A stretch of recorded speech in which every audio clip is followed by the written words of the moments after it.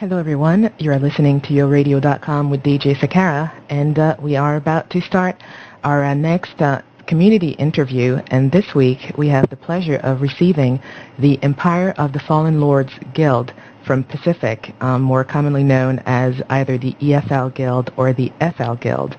And to find out more about this guild, we have their GM with us today, OG, that most people call Uji, but it's actually OG. I just learned that today. Yay me. And I also have Viceroy with me to also do the interview with OG. So I'm going to let OG introduce himself so that you guys can familiarize yourself with his voice. So OG, if you can say hello to everybody. Hi, everybody, the listening audience of UORadio.com. Okay, so proceeding with the interview, it's actually interesting because last week we had received Spawners Inc. Guild from Baja, and even though the Empire of the Fallen Lords are originally from Pacific, they're currently in Baja, so it will be interesting to see kind of another side of the life, the guild life in Baja. But for now, I would like to ask OG to tell us a little bit about FL or EFL. I'm assuming that you were the founder of this guild, I'm assuming. And if so, like, what inspired you to start this guild? Okay. I wasn't the founder. Our founder was named Dracus, and he founded the guild back in early '98. So it's about 7.5 years old. And at the time, although it's similar to why I eventually made a PK, Dracus and Lancelot were the originators, and they were playing anti-PKs who would go around and, fight Reds and try and help people. And then what they learned was that honor and good deeds don't necessarily reflect by the color of the person. And so after being betrayed over and over by Blues, who supposedly were good guys, they started killing people who were doing bad deeds, and they started basically gaining their red status by doing the right thing, but against people who were hiding behind their color tags. And they basically grew and attracted people like that. And then there was a period when Dracus left, and it kind of died out for a year from that purpose, and it still existed for about a year under a different GM, but it didn't do quite the same function. And then when I took over, I joined in about January of 2003, and I was GM actually within about 2 months. And from that time on, we've sort of been on our current tangent of play style. And then we started our world tour in 2005 because we had gotten to the point where there just weren't any fights left on PAC. I mean, we would go 13, 14 months at a time without anybody else trying a harrower. And so we didn't, and we'd crash, pretty much every spawn 24/7. And so we decided, well, let's go try something else and move our people from shard to shard. And so we're on our 3rd shard at this point, out of how many, I'm not quite sure yet. So basically, originally you were more like the defender of the weak kind of guild, and then over time you basically changed that. You were no longer just defending the innocent people, you were also basically fighting anyone. Is that correct? Yeah, by the time, when I took over, we had a maybe 15 to 20 person active player base, and it was a large guild, but that was about all that we're playing. And what I thought was, this game doesn't have an evil presence. It's got supposedly evil storylines, like, maybe Blackthorn is evil one day, or maybe the forces of Mondane are evil another day. But the AI is so questionable, first of all, and they don't consistently have events that put you in a situation where you've got this knot in your stomach because of the threat or evil in the land. So when I joined it originally, I was just a fighter, and I just fought like everybody else and raided spawns and wanted to PvP. And then at some point, after I became GM, we decided to kind of create a storyline and be that evil presence that OSI has never been able to successfully create. And what you'll find, I think, on any of the shards we've been to is people love to have us there in the end because we do provide a constant level of activity and something to rally against. And that was sort of our point, was we create an evil empire that tries to control the entire shard, which is a very ambitious goal, to take one guild and say, we are going to stop all activity, whether it's IDOCs, spawns, vendors, harrowers, anything that we can control outside of the guard zones, we're going to stop all of it, and we're going to get enough people 24/7 to be able to do it. And so that was essentially our goal, was create the evil empire that if you were out in Fel, outside of guard zones, you were trespassing, and at any moment you might be attacked by the wandering patrols. Wow. And so, like, currently, because you mentioned for a while you had maybe 12 to 20 members, but currently, how many active members do you think you would have? Because the word out there is that FL is, in theory, the largest guild in all of UO, even though based on the UO.com page, Spawners Inc. would be the largest guild, but that your forces are basically scattered on a number of different shards. So do you actually know how many members you actually have?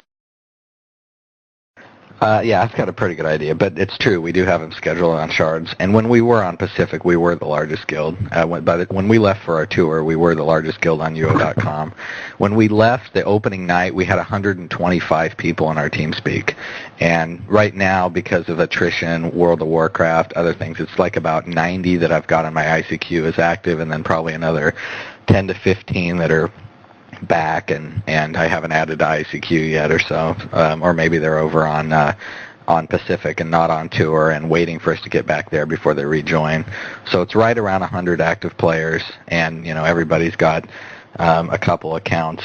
Well, not everybody, but many people do. The average is probably 2 accounts per person. So we could probably have 800 people on the stone if we wanted to guild our characters just for that purpose. That's a lot of people. And that basically, brings us to that one thing that the N word, I seem to be repeating that in every interview, but, we have been interviewing the largest guilds, and every large guild is basically being labeled a Zerg guild. Do you think this applies to you? Well, if the term Zerg just means large, then apparently it applies to anybody, over 5 or whatever the relative size of the person doing the commenting is. But to us, you don't get in if you can't PvP. The only exception to that is if you're like somebody's family member and they really want to be able to play with their kid or their wife or husband or something like that, and they're going to play a support role. But, I've got 188 applications in my email inbox right now. We on average take, 2 to 3 people every maybe 2 to 3 months.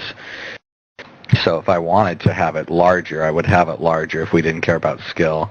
What you'll notice, if you look back in our history, whenever there's been a duel tournament on Pacific, which is the only place we've been where they had them taken part of, we always place 1, 2, 3. I mean, we have the best player versus player people in the game in our guild, and one of the reasons they will join, and usually they're people who originally fought us and called us Zergs until we kept working them over and over, and finally they said, you know what, these guys do have a kind of a standard that I'm willing to participate in, and so they end up joining. And so we have a number of people who, whenever they say you don't fight one-on-one, we immediately respond with, fine, we'll duel, we'll get a broker, any amount, anytime, any place, and it's just almost never taken up.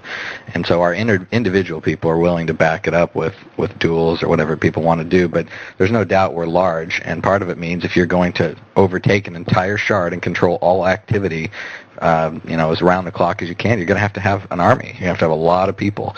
You have to have both entrances guarded, spies out there, raiding parties to do other things, and so that's part of our draw. Is if you are bored and you're in Feluca and you want to fight somebody 24/7 and you're on our shard, we need an army that matches up with the army of blues that's out there. So basically, you have all these people in your guild, but then when you move from one shard to the other, how do you move all of these people? Yeah, it's a good question. We buy transfer codes for all of them. And we do one usually per person, and then they can buy their own if they want to bring extra characters, although sometimes we do bring some support characters like a Pet Reser or a Discord or something like that. And we spend, we've done it both ways. We've paid UO gold and we've paid cash and then sold the UO gold to pay the person back who brokered it. And originally, there's a good story actually about our first move and why some of the reasons we went the first place we did had to do with the broker. But we shell out. I think the first time it was $1,200 or $1,300. No, actually it was more than that because we have a system where if you are in the guild and you are helping build the guild fund towards the move, then you get your code paid for. If you're in the guild and you don't help, meaning you're busy or don't feel like churning out spawns to raise money to buy codes with, you can just pay your own way and still come. And so you can kind of work out which way you're going to go. Typically, we buy between 60 and 70 codes, and then the other 20 to 30 people end up, not helping enough or getting their own codes just because they're generous and don't want to burden the guild. And that's ranged in price between right now, it's kind of low, $3 million per transfer code and high $5 million. So typically it's $250 to $300 million per transfer times 3 transfers so far. So we spent over $1 billion gold moving people around just to create more excitement for our guild and for the rest of the UO community and make sure that people have heard of EFL by the time our legacy ends when the game is done. But once you've moved all of these people, do you only basically fight with the people that you moved around with, or do you recruit locals? Typically, we don't recruit locals. There's been about 4 or 5 exceptions to that, and usually it's right when we leave the shard. When we first went, we had a community of people who had been in the FL on PAC on Lake Austin, and they had some friends who they were already guilded with. And so then on that first shard, we tried having kind of 2 guilds. One was called FL, which is our typical flag, and the other was called FLP, which was the Pacific guys, because the FL on Lake Austin had already taken it. And from that, we learned that it's better just to have one guild, and if people want to apply, it's not just for while we're on your shard, it's for the long term. And I think we've taken maybe 5 or 6 people total from the shards we've been on. I think right now we don't have anybody who came from Lake Austin. There was one or two that came originally.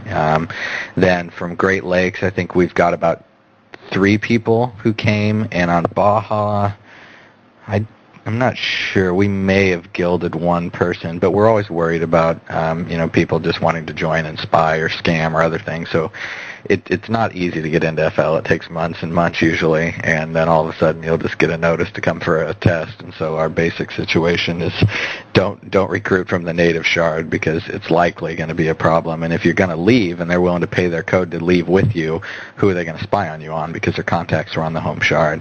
And that way we end up having not so many issues with it. Okay, so basically somebody applies today, they shouldn't be holding their breath about getting contacted at any time soon, because chances are it won't happen before quite some time.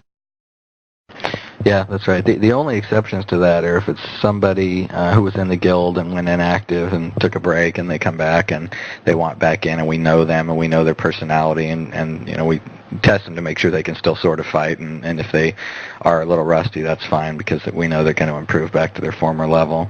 And then other folks, if you've got friends who are in FL, that can help get you in quicker, but we kind of recruit based on our needs and what's manageable, and so we can sort of hit a full peak of the kind of people and the number of people we want, and then for 3 or 4 months we just won't take anybody because we don't have the need, and then we'll look up one day and decide we've got a need, and we'll go to the application pool and see if people have been patient that long and are still interested.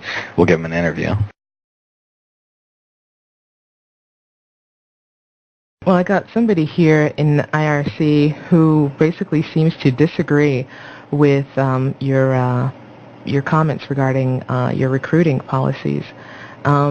He basically claims that you guys have been, I think we kind of lost him here for a second.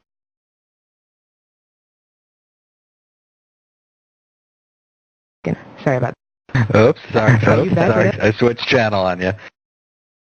Yeah, I saw that. Well, welcome back.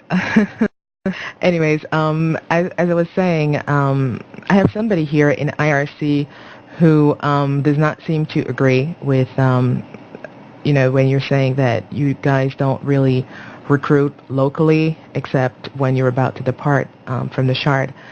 He claims that, let me verify this, not to be saying something stupid. I believe he said when you guys got to Baja, you basically recruited pretty much the whole guild of Insane Asylum. How do you respond to that?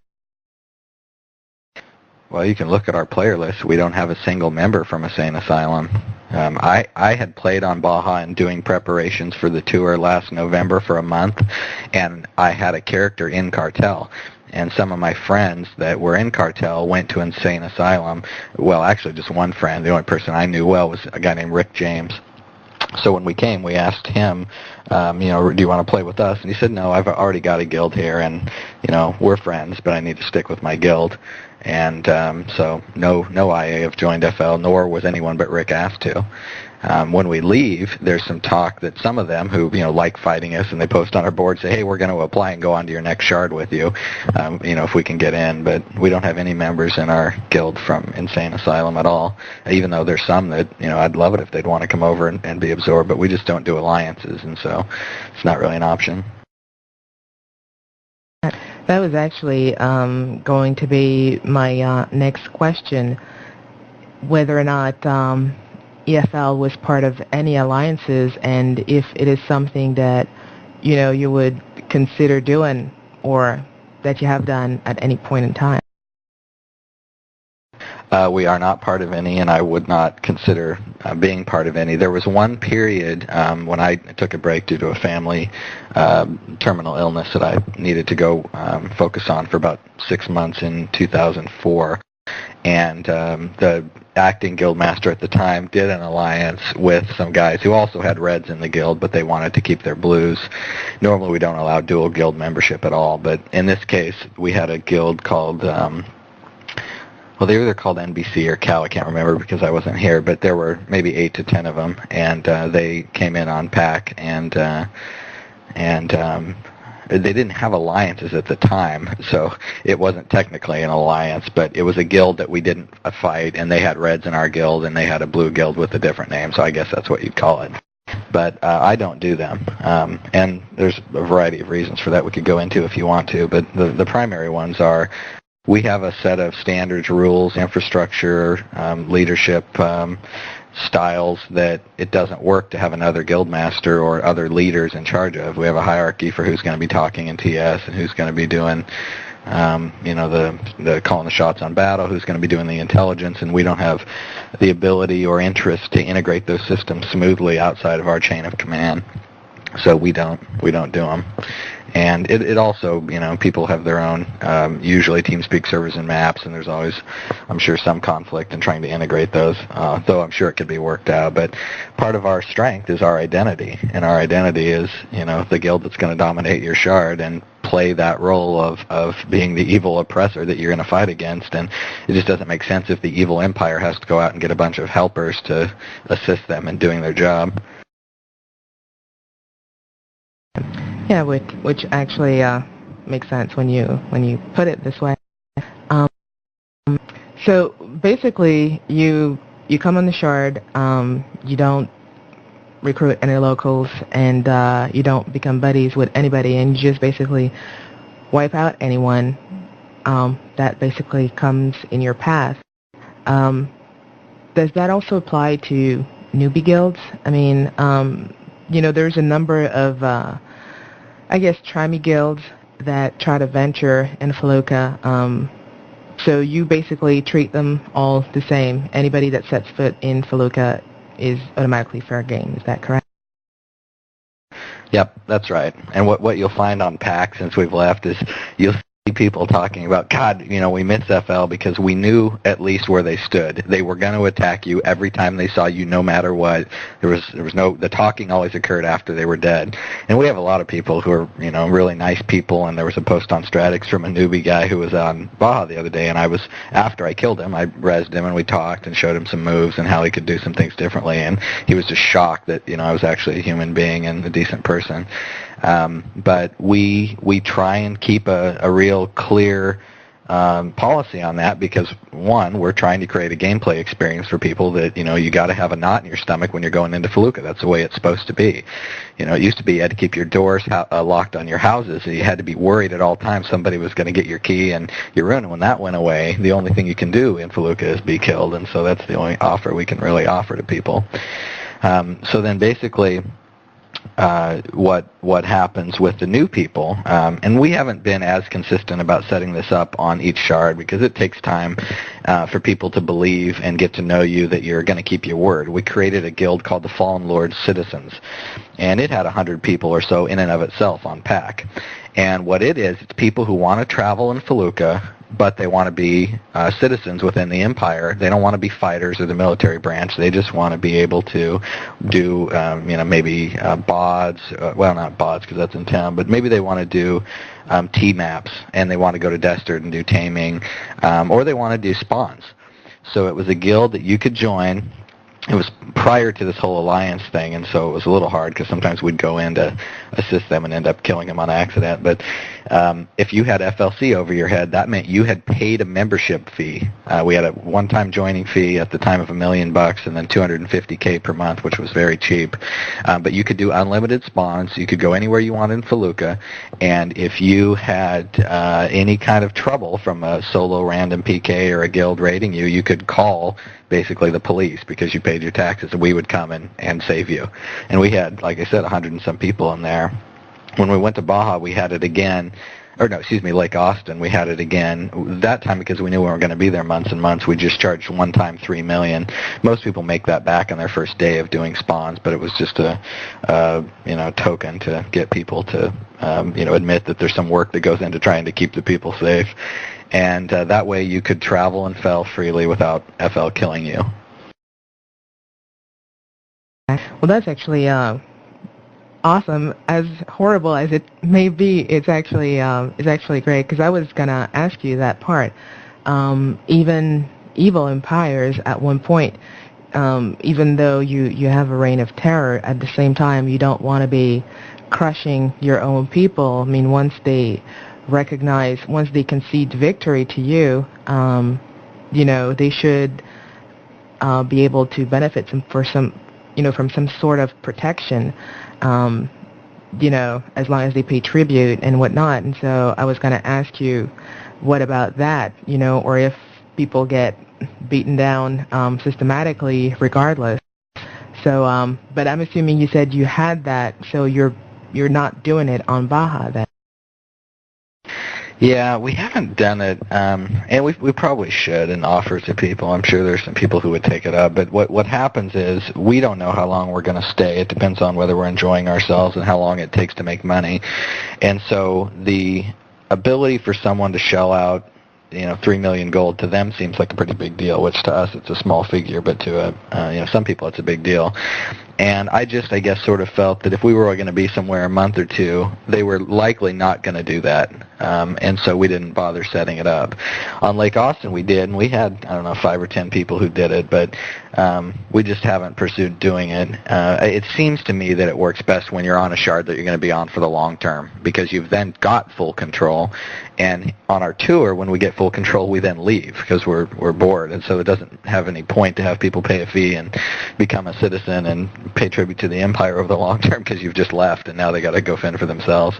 Although I did get thank yous and goodbyes and we'll miss you from the people on Lake Austin, even a month of having an opportunity like that apparently was quite fun for them. But it provided, for me at least, it provided a way for people to come into Felucca and actually enjoy themselves with some sense of justice in the land. And that was kind of the point was, we're a fair empire when you don't break our rules, which is you don't trespass. And when you join our empire, the rules are all very fair. You don't scam your guildmates, you don't attack your guildmates, you don't badmouth your guildmates. And if people were in this FLC and had disputes, they would come in front of me usually, and I would sort of have a almost like a courtroom type of session, and I'd listen to both sides, and then if somebody were acting in bad faith, I'd kick them out of the FLC, and then they were out for good. So we had our own player kind of honor system that was able to be implemented for the first time in the game by players, where we literally could enforce by removing you from protection if you were somehow acting in an antisocial way against your fellow citizens. So I thought that part was intriguing. The other thing it did, because we had gotten to the point again where for 5-6 months no one even tried a single spawn at any time of day because we had such coverage 24/7 and everybody who could fight was in our guild on Pacific, that we had a new crop of players spawn up, and I thought this might happen, so it was really good, that the solo PK, who for the longest time had not been able to do anything, well, now they had victims. The thieves had new victims to go out, so there's reasons to play some of these characters that were around back in the day, and giant guilds had come up and sort of overtaken them, but our FLC were wandering around free citizens, so if you were a thief or a solo PK, you could go after them, and then you knew that you better get them and get out before basically the police, the FL, came. And then what it also did, which again I thought it would do, was spawn a resistance movement. And I actually helped nurture the resistance movement. Friends of mine were the GMs of it, and they, instead of joining, I said, "Why don't you form ally every guild on the Shard and come fight us and create a big movement?" And so they had a thing called the Alliance, which was great, and it was similar to our size, 90 to 100 people, and we just had epic battles. And the FLC helped bring that on because to some of them it was the greatest insult you could offer, which is, we have to pay you to play a game that we already pay for. This is ridiculous. We're going to fight you. So we tried to do things that were rather, ostentatious in nature in order to provoke even further hatred of us. And the balance is always, most of the people on PAC really like me as a person, and they just hate the role I play, and that's what they want to do it when they really stop and think about it. But actually, what I'm kind of wondering though is that when you come on a shard like this and take control over it for however period of time you're there, especially if it goes on for a few months, you have it really affects the shard per se, because probably some of the younger, weaker guilds may end up disbanding altogether over it. Being myself part of basically the GM of a FL guild, I know how it is when you're in a situation where you get constantly raided, and when you end up losing most of your battles, it really hurts the morale of the troops, and a lot of people get discouraged and end up saying, you know what, I can't do this, like, this is not fun for me, and they just say, screw that, I'm out of here. And basically you see guilds disappearing, because I'm looking at just the situation on Atlantic. For a while there, we had this really strong alliance that pretty much dominated the Shard, and most other guilds called it quits because of it.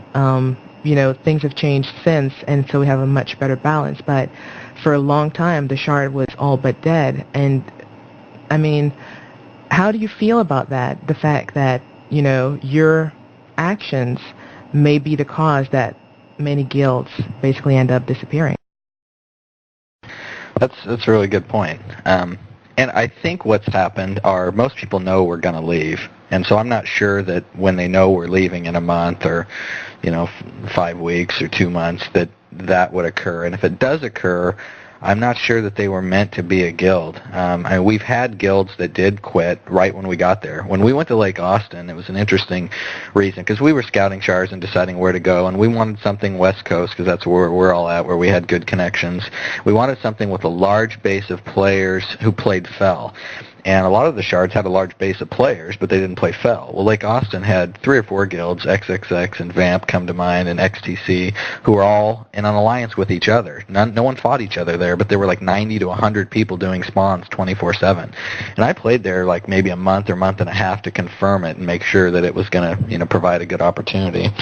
And we got there on the opening night with our 125 people, and they had like 75 people doing an Oaks when we chose to finally attack.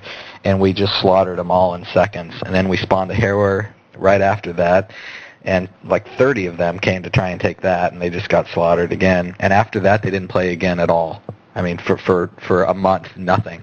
So all we did was basically quickly go into having to do spawns all day long to make money to leave. And that was an example where I think some of them did not reform, but their basis for being formed in the first place is still there, and they could still do it. Some of them went over to Tram while we were there, and they come back. And I guess I feel like Fell isn't supposed to be a place where if there's a bunch of bad guys running around, that's going to make you quit. It's supposed to make you want to learn how to fight and fight back. And that if you can't play that, if you don't have that mentality, then it's not something that we're going to necessarily apologize for. If you came to us and said, look, my guild is really struggling, and this happened on PAC when we were there for longer periods of time, and people had no hope, and I guess that's what you're referring to, people having no hope of ever improving, ever getting better. We had guild masters who came to us and talked about that. We actually had some of our best people go join their guilds and help them learn how to fight us just to provide better opportunity. One of them became one of our greatest enemies. I mean, they're fantastic people. Even some of them now joined when their guildmaster left to go play World of Warcraft. But she would write me all the time saying, OG, people, we can't ever get a single spawn off. Can you just let one go? We have no hope. And eventually we worked with her and I said, you're going to be stronger if you fight through this and learn how to do it instead of us just capitulating. And she did. And I mean, she just had a fantastic group of people who were incredibly loyal to her. They overcame, what they saw as their challenges to put up good fights against us, but it all got triggered from the time when she had been saying this, please, let's take a little bit easy on us. And finally we infiltrated her guild with blues, and they were having a big guild meeting, and we had 4 people in their Malice guild house assassinate like her and all 30 of them. And then they accessed all of our guys, and we brought like 50 people. OG the Blue was my character who goes to Trammel and gives speeches in the castles and things, and he ran up on the altar on her dead body and proclaimed that their empire was now ours. And after that, they actually finally started to turn the corner to wanting to fight us, because they were no longer thinking of us as nice guys, but people who had embarrassed them. So what we do in those situations is we try and work with people to learn how to get the skills to fight us, rather than just feel bad that they quit, because probably they weren't meant to be a guild anyway if that's all it really took. And like I said, we are willing to work with people. I feel a little odd because we're talking about things that happen on PAC, which is when you have a permanent basis, you can do more of that. The tour has been, unfortunately in my book, a lot more sort of hostile. We get in, we have nasty altercations. People don't want to, learn to get to know us. We don't particularly want to learn to get to know them either. We just fight, and then leave. And so it's not been the community, involvement that we had on PAC that people really liked us for, and it's probably not given us the best reputation in the world for being kind from all of our board warrioring. But what's interesting on PAC, I don't think I wrote more than 2 messages a year on the boards, and I've gotten into it with some of the people that I knew from the home shards on the boards, and it's not something I'm particularly proud of. Well, I just thought it's an interesting way to teach people to fight back by infiltrating them like that and then butchering them at their meeting. But well, I guess it is in keeping. That was to antagonize him. That one was just to antagonize him, because we had people trying to help him for like 3 or 4 months, and there was no spark like in the American Revolution, that kind of triggered everything. And so finally he said, okay, fine, we're going to assassinate her and see if that doesn't get them motivated to want to fight more. And it did. I mean, it worked just like I thought it would. I even told her that night, she was really mad at me, and I told her, I said, you're going to thank me someday. And sure enough, someday she, like 6 months later, she wrote me and she goes, that was the turning point in our history. And, you were right. I hated you that night. I was so pissed off at you for embarrassing me in front of everybody, but that was exactly what it took for us to get motivated to go do something. Yeah, I don't know. It would have pissed me off too. But then I guess that brings another question. How do you guys feel about spies? I mean, if you infiltrated her guild this way, Is this something you do when you basically when you visit other shards? Do you infiltrate the other guilds to basically know their weaknesses better and whatnot, and when they're doing their stuff, whatever? It really varies. We certainly do use spies. We use intelligence gathering more than direct spies. We do things like, monitor the shards in advance, learn who their key players are, interview people from their home shards who don't like the major guilds. They tell us who their fighters are, templates, ex-members who tell us who talks in TeamSpeak, who if you kill first, they basically start screaming, and they get so upset that everybody, can't function because someone's yelling, "Why didn't you heal me? I'm dead," and they lose control. So we find those people and we kill them first, and you can always tell on screen too because everybody else just kind of stops moving while they're being screamed at in TeamSpeak, and so when you kill the right person, you figured it out on screen. But we certainly do and have used spies in the past inside guilds to, provide us TeamSpeak, map. I've listened to every major guild we've fought against. I've sat in there and listened to their TS to listen to, how they operate, what kind of thinker the leader is, what kind of control they have in stressful situations to learn how to exploit it. And we have had them in our guild, and we have systems for rooting them out that seem to work fairly well. But I just kind of consider it part of the game, and part of any large warfare in the world has always had espionage as a piece of it. I certainly try to use intelligence from our own, and Eric, our chief intelligence officer, someone everybody in every shard knows because we've had the pleasure of having Eric being at their spawns nonstop on his hiding person, and they're always like, "Oh great, Eric's here, that means FL's coming." And Eric, he not only checks spawns, but he monitors boards, monitors starts up ICQ relationships with people to get to know them a little bit better if they want to provide information. And you'll always find some natives who want to spill the dirt on their fellow shard mates from some wrong they did to them at some point. But I guess I just consider it part of the game, and it makes it a more intriguing game for me to play, because the PvP aspect is one thing that I'm pretty good at, and I win nearly every fight or duel that I get into, and so that has its still adrenaline, but it's kind of limiting. So the overall strategic moves, and having to have a fair system within the guild and a good intelligence program and keeping everything lively, that's probably the reason I still play the game, because it's a much larger chessboard to operate on. So, you said you visited 3 shards thus far. If you were to compare all 3, which one would you consider was the hardest one? And comparing to the other 2, how do you think the current one ranks, difficulty-wise? And which guild do you consider your biggest threat currently, I would say, on Baja? Great Lakes was our hardest one, mostly due to technological issues. We had no idea that the lag was going to be as big a factor in gameplay as it was. I mean, we all pinged 10 or 20 milliseconds on the West Coast. We were pinging 200 there. And we tried, and we ran around and took characters and moved around, but we couldn't really fight. They were all newbies, and so we just didn't understand how big of an effect it was going to have. And so what happens is you have your big guild fights where lag is not quite a big an issue because everybody's lagged. But then you have your normal day-to-day field fights that take place out in front of a dungeon, or some of our guys will go to U-Gate and get chased off out into the woods and then turn around and start killing their attacker. And on Great Lakes, you really couldn't do that if you were from the West Coast. I mean, you would get locked up while other people were running in circles around you. And so we had a lot of people who just didn't play. They would not log in. They said, "I'm sorry, OG, but I just can't play. It's no fun for me to play in this kind of lag. It's just not something I'm going to do." So we had a lot lower numbers there, and it was a lot more difficult. Plus, they were the largest. They had the largest guild at the time, and it was certainly a red guild who would play all hours and try and compete in a lot of spawns, though they weren't the best guild there in terms of skill. There were other guilds that were probably better fighters. They had similar protocols that we have in terms of trying to raid spawns and things, and so they provided a good level of competition. They still didn't. I mean, we did like 20 harrowers, and they did 2. And after we took 1 from them, they never tried another one. So it was not as great of an effort as I would have wanted to see.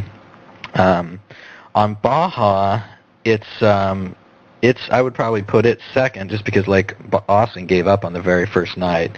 RAR had an initial push of people where they'd get 20 or 25, maybe even 30 people on to fight us, and then after like 4 or 5 days of well, the first day I wasn't even around when we transferred, and so there was a good fight apparently in Dester that I had to actually come home and transfer my character to join in because we only had I think 18 or 19 people on, and one of our guys got jumpy and decided to start a harrower even though we weren't even officially on the shard yet. And RAR had a good night that night, and they had a week's worth of maybe good fighting. And after that, now we only see no more than 3 or 4 most hours of the day, and at best like 9 or 10, and then they kind of go away. So they've sort of died out. SI doesn't play except usually in the mornings. They do apparently, I learned from your show, 2 scheduled events. Beyond about 10 in the morning, really. They only do one thing per day, and it's like 5 p.m. And so now that we know their schedule, I suspect that's probably going to stop because we went to their one 2 nights ago, and every time they went somewhere, we just killed all of them. There were like 30 or 40 people, and we just slaughtered them, in seconds, and then just quit for the night. So this morning, I was up all night playing Grand Theft Auto, and I log in, and sure enough, there were 40 of them at 6 a.m. this morning trying to get a harrow in because that's the only time they could function. So I would put our biggest challenge actually on this shard as probably BS2, which is the Asian guild that plays in the morning. And eventually on PAC, that became our biggest challenge, were Asian guilds that played in the morning. Because we can only field maybe 10 to 15 people at that hour, sometimes as low as 5, and they can field 25 or 30. And the BS2 players here are by far the best in terms of skill, and they also provide the most equal numerical challenge to us because we're at such a low peak at those hours. In the evenings from like 2 o'clock on, there's nobody that really even tries anything with, like I said, the exception of SI occasionally does something, but I suspect that's going to stop too. Wow. Well, just a reminder for all the people that are just joining us now on the radio or in IRC, we are interviewing the Empire of the Fallen Lords Guild of Pacific, and I am basically interviewing OG, their guild master, and so he was just telling me about their experience on the previous shards that they have visited. And if you guys have any questions to ask them or comments to be made on what you're hearing on the radio right now, you can post your questions in IRC, or you can ICQ your questions to me as well. And IRC is the Euro Radio channel. You will have all the details on the euroradio.com website. I have it's more a comment here, semi-borderline flame, but I guess you basically said that you guys visit shards for 1 or 2 months, but my understanding is that you've been on Baja for almost 3 months now, and they're saying that the reason you haven't left there yet is because you're unable to, because you met a lot bigger competition than you expected. Well, I can, hold on a second, let me do my channel commander thing so you know when I'm done. That's absolutely not true. We normally would not visit shards for only 1 or 2 months. The plan was to go for a year and spend as much time as it was still fun on a shard, and then when it's no longer fun, then we have to bear down and actually do the boring stuff, which is churn out spawns to be able to leave.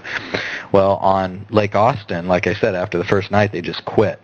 Literally no spawns for 1 month at all by anybody, hardly. There were a few exceptions in the middle of the night, but we basically then took a month, and I went on vacation actually for 2 weeks to Hawaii in the middle of it, and we took a month to just sit there and do the grind to make our money to leave. Great Lakes we got to, and while it was fun, and that would have been the one to stay on really, for the fun aspect of it, but again, the lag factor made so many of my people not want to play, myself included, that we had to really bear down and do a lot of events to leave. And then we got to Baja, and it's been kind of the best of both worlds in some ways, where you've got a certainly more active player base than Lake Austin, though not nearly as active as Great Lakes. We typically I'm trying to think of the last time we've had anyone attempt to raid us on Baja. I mean, it's been a month or 6 weeks since anyone tried to raid any of our spawns, with more than like 1 or 2 guys coming in around the periphery. But they don't really fight back. So the first month or 6 weeks, though, that we were here, and I think it's probably more like 2.5, though I've sort of lost track of time on Baja. When we're having fun, we don't sit there and do spawns and do harrowers. We only do those to try and either provoke fights or to sit there and churn out money. When we are serious about leaving, which we've kind of gotten serious about the last 2 weeks, we'll start buying codes and we'll start churning out spawns over and over and over to try and get out of here as quickly as possible. But our kind of view was, when we are still having a great time and fighting and getting big fights, and with SI starting to do a few evening events lately, we started to get some of these epic battles that we really relish. We don't want to leave. And so leaving is not a condition of how long it takes us to make the money, because you can go look in our guild house and see that we already have 70 tokens sitting there. We could leave any day at this point, because we've slowly over time been making money without having to sit there and make a focused effort to churn out spawns. But we're still having fun. And so, I kind of take the pulse of the guys to see if it's a situation where we're bored and it's time to move on, or whether or not we're still having fun. And once we're bored, we start making money. Baja, we've chosen to just kind of make it slowly as we go along. And then I forgot in my last answer to give IA some props, because they're probably the most fun guild to fight. They actually PvP. SI doesn't really PvP. RAR does, but they don't come out anymore. IA comes out just about every day with 10 or 11 guys and battles, and they don't really talk too much smack, and they're really a fun guild to fight.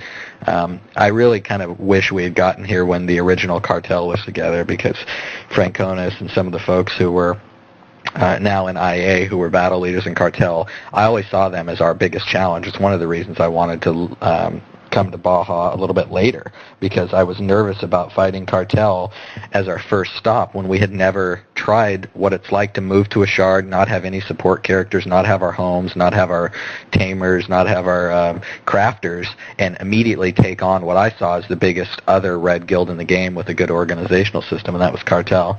But they sort of fell apart. So by the time we got here, it was a small group of RAR to fight, and then a small group of IA instead of one coordinated guild.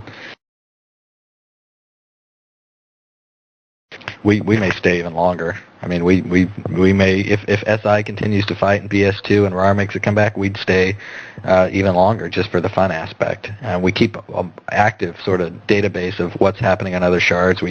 Someone started to post it on Stratix the other day, and we took it down, but it's as a spreadsheet of how many spawns are done per day on all the shards we're looking at and what the activity levels are, and that's how we decide to make our move. When there's one that's really hopping, we start to look at it. If we think they're going to fold, like Lake Austin, we don't go. PAC looked like it was starting to come back, our home shard, and that was one of the reasons we left, was to let it renew itself a little bit. So we're at least highly tempted to go back there, though some of the people that have cropped up have already quit and moved on, so I'm not exactly sure if it's going to be as good as I was hoping. But we try and make a data-based decision rather than people taunting us on the boards to come to their shards. We try and monitor their activity level, and as soon as we feel that the one we're on is no longer as advantageous as our next potential option, we get serious about leaving. Okay, we're actually going to get back to your shard selection. I believe Viceroy has a question for you, and then I will be asking you about some of the comments I've been receiving as well. Go ahead, Viceroy. Yes, I have actually a question here, and it's about how you guys transfer over to different shards and everything. When you're choosing a shard, how do you go about choosing a shard? And also, I want to know if you guys ever plan on going to international, maybe to some of the Asian shards in the future, or do you have any plans to go over to in the European shards and see how things are over there? And just typically, just on average, how much time do y'all typically plan on staying on any particular shard? And also, I have a question here. Somebody wants to know whether or not you're ever going to go to Chesapeake by any chance and, basically contend with them on there. Could you go ahead and answer that? Yeah. When we started, I originally did intend to go to a lot of the international and Asian shards. I played on Yamato myself a little bit a couple years ago. Just when servers were down on Pac, I'd go over there and make a character and play. I remember taking out this guild myself with my little thief archer, who back in 97, 98, which I started in beta, so I've been playing this whole time. He was just incredibly overpowered, and I took out this guild called the 12 Monkeys. There were like 13 or 14 of them, and my one guy was able to steal their key and take over their guild house, basically, and take all their keys. And so I had a nice little operation going on Yamato, but it's become a situation where, unfortunately, we've learned that the technological limitations of the game are just too much for us to be going to shards that aren't on the West Coast. And so we've sort of decided and posted fairly publicly that we're just going to limit it at this point, that we did our one huge shard, Great Lakes, which is by far had the biggest, most active player base, the biggest fights. Learned our lesson about how unfun it is to play on lag, and we're just going to then continue playing ones that we have reasonable ping time on. So that really limits us, unfortunately, and I hate to say it because I know people would love to have us come, but it's just not fun, and you'd find that out the hard way if you come to PAC or come to Baja and try and fight us. It's just not the same game, and it makes people not want to play. But we when we do it, it's again based on research. We either have characters go play there for a month, and I've got people right now on Sonoma, Napa, Pacific, some of the other shards that we're still looking at, playing there, monitoring spawn levels, giving me intel reports on what the alliance is there like, how many people we can expect to fight, will they just quit after one day because they don't like the PvP and they just want to do spawns or not. When we went to Lake Austin, I wasn't sure how much they would fight because they didn't fight each other, so they didn't seem to like to fight. But there was a guy who was a broker who was basically had all these people in their employ where they were just churning out spawns and feeding this guy. And then the guild masters of the guilds, it seemed like, were just living off of the gold they were getting and not working real jobs. And it sort of insulted us that the game had become debased to this point where, you use these kids and players to make money for yourself so you didn't have to go do a real job, and you had some broker in the middle skimming off the top. And so part of why we went to Lake Austin was to bust up his business. Plus, there were 100 people in Fell every day, and so we thought, you know what, if there's a 100-person alliance, they'll probably provide a good fight. So we sort of did that one to help save the game. We looked at Chesapeake at the same time as we looked at Great Lakes, and they just had a far smaller player base and a far smaller number of people in their major guilds. I mean, their major guilds were like 10 or 15 people, whereas Black Company was something, like, again, us, 50, 60 people could be fielded any night, no problem. And a lot of the better players from Chesapeake already came over to Great Lakes to fight us there, and so we met some good people there. But, again, because of the lag, we're just not going to, unfortunately, be able to go to those places without my guild throwing a rebellion and all, saying, screw you, I'm going to stay on wherever we're at or go home to PAC, because, we learned our lesson about going to East Coast servers when we all place East Coast. And what's interesting to me is, and maybe why SI doesn't come out and fight or RAR doesn't come out to fight, a lot of them claim they're from the East Coast, and they claim that, their time zone should be based on where they live rather than where we live. And we've had to adjust to learn that you play on the time zone of the shard you're on. So if we wanted to fight Black Company or we wanted to fight AE, they were called, it was another big guild on Great Lakes, we had to get on at like 6, 7 p.m. to be able to get a fight with them. If we got on at 9 or 10, which might be more typical for us, it was 1 or 2 over there, or 12 or 1, I should say. And so we've had to adjust that the time zone that the shard is on is the one that sort of controls when prime time is to a large extent. And on Baja, there's a number of people who apparently either claim they do or they do live on the East Coast. And so, they kind of quit at about 8 or 9 at night, which is a little unfortunate because a lot of us are getting off of work and can't get focused until after dinner, and so we miss out on apparently some big events. But we've started getting on earlier also. We've started getting on at 5 and 5:30 to be able to deal with SI, but they've switched now to going to 6 a.m. events, and so we're not going to get up at 6 and do things because it's just ridiculous.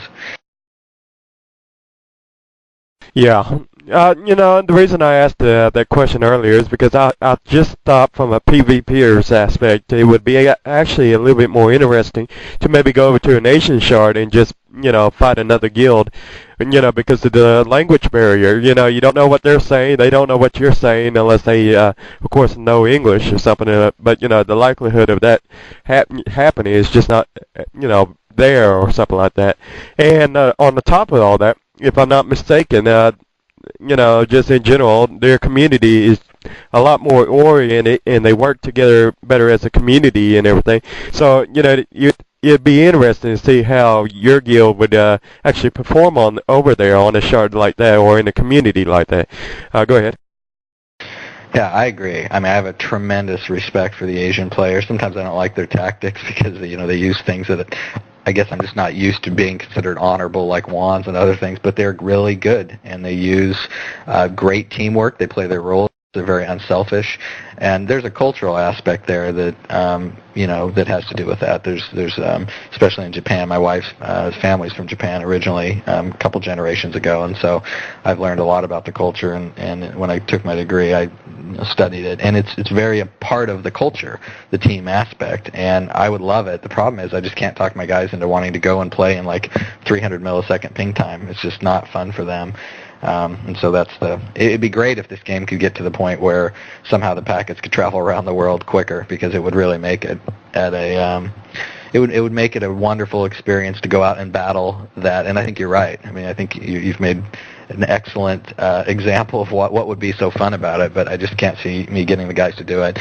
Now, what we have learned is the Asian guilds who come and play on our shards, even though some of them are really laggy, but some of the ones either are over here going to school or somehow it works out, we do get to experience some of that. But it's only like 10 or 12 of us in the mornings, at like server up versus, say, 20 or 30 of them, and that's about an equal fight. It would be really nice to go and have, 90 of us against several hundred of them, all seeing if we can hold an area while they're trying to, use all their various intelligence tactics and things that they're doing that we couldn't get a spy. We couldn't even know what they were saying to each other on the screen if we had to go see what they said.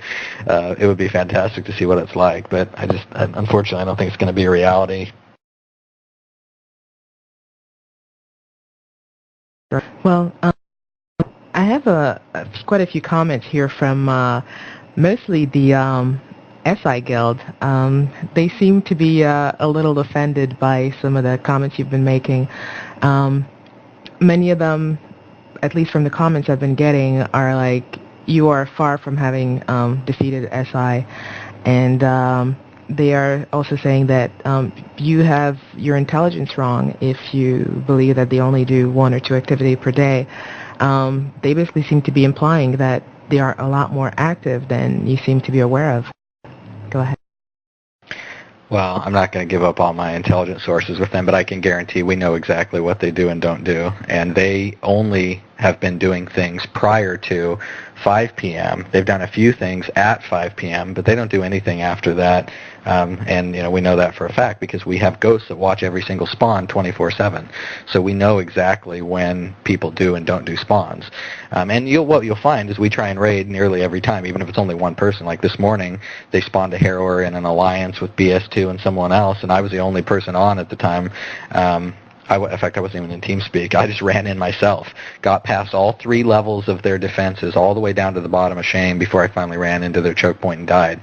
With my guild, you'd never get that far. I mean, it's just, they're a guild that's based on spawning, and I respect their philosophy. I heard their interview. They are not PvPers. There are like maybe 10 of them that can PvP, but that's not what they do. They don't try to PvP. They try and do spawns. And if you want to do spawns, you got to find a time to sneak it in. And so what I said earlier that they might not have understood was until about 10 a.m., they may do lots of things. I don't know, because I'm either sleeping or working, and so are most of our people. But they don't do anything after that time, except for these, recruit spawns or whatever they call them that happen at 5. But we watch their spawns and we raid them if they're there, and if we raid them even in the mornings if we've only got a few people. There was one time on Baja, we've taken over 2 harrowers on Baja already. One, SI was certainly there, along with a couple other guilds. 8 of us took over a harrower from 37 of them, and did the harrower while killing all 37 of them coming back. Well, actually, there's more than 37. I just have screenshots with 37 names.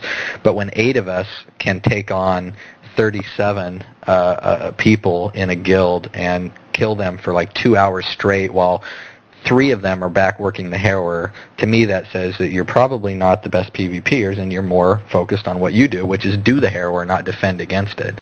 There was one of the guys this morning, Doug from SI, who wanted me to mention him on UORadio.com. He's one in particular who I remember being at that harrower just getting killed over and over again in the back.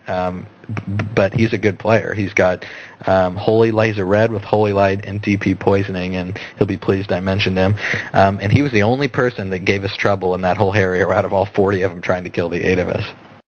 So it's not intended to disrespect the people who do PvP and SI because, like I said, there are like 10 of them who do, but we have like 60 or 70 people who PvP, and so I don't blame them for only doing things at 6 or 7 in the morning. So when you do your own harrowers, you do them prime time? Yeah, we do our harrowers, and again, this goes back to people because they apparently don't live in the West Coast, so they play a West Coast shard. They don't like to call it prime time, but the last 10 we've done have all been between 7 and 8 Pacific, so that gives everybody a chance to play even if you're on the East Coast. We have done some when it's 11 our time, because that's typically, I don't know how your guild works, but a lot of our people don't get on and get serious, especially with school and other stuff, until 9 or 10. They eat, they watch TV or whatever, and so we'll get 25 or 30 people show up at 10 o'clock. I'm like, oh, let's go do a harrower. To us, anything between probably 7 and 11 p.m. is prime time, and often we were doing them at 10 o'clock and no one came. Because that's when we could get people on, 9:30, 10, or even after 9 we couldn't get anybody to do it. So finally we started doing them at 7, and we started broadcasting in advance often when our harrowers are going to be. We'd say, okay, it's going to be between 7 and 7:30 tomorrow night. And again, nobody tried to come and fight us. Nobody tried to hold the star room. Nobody tried to raid us. We had 50 or 60 people there, and they didn't even try. And didn't even send one person to come. So to me, that's where my experience about SI and RAR and others come from, is you give them enough advance notice, and when you do them, you typically only do them during a time frame like we've now gone to, between 7 and 8, when it should be between, for anybody, at least 10 and 11, even if they're East Coast, and they still don't come and fight. So to me, that says you want to spawn, you want to do that early in the morning when you think you can get away with it. That's your right, but don't claim that you're going to be PvPers. Just claim that we're weak for not being able to stop you at 7 in the morning, and that's how I think of it. I don't blame them for it. I think of it as a flaw in my army that I cannot provide enough people to battle the alliance of BS2, SI, some little AT-P, and some other guilds that all work together in the morning with 25, 30 people. We sometimes can take over their spawns with only 5 or 6 of us. Sometimes we can't, but that's a weakness in my army, not a slam on them. Well, some of the SI members seem to disagree with what you're saying. They basically seem to be saying that you've been spawning them at 1, 2 a.m. Eastern time, Pacific time, which would basically make it 4, 5 a.m. Eastern.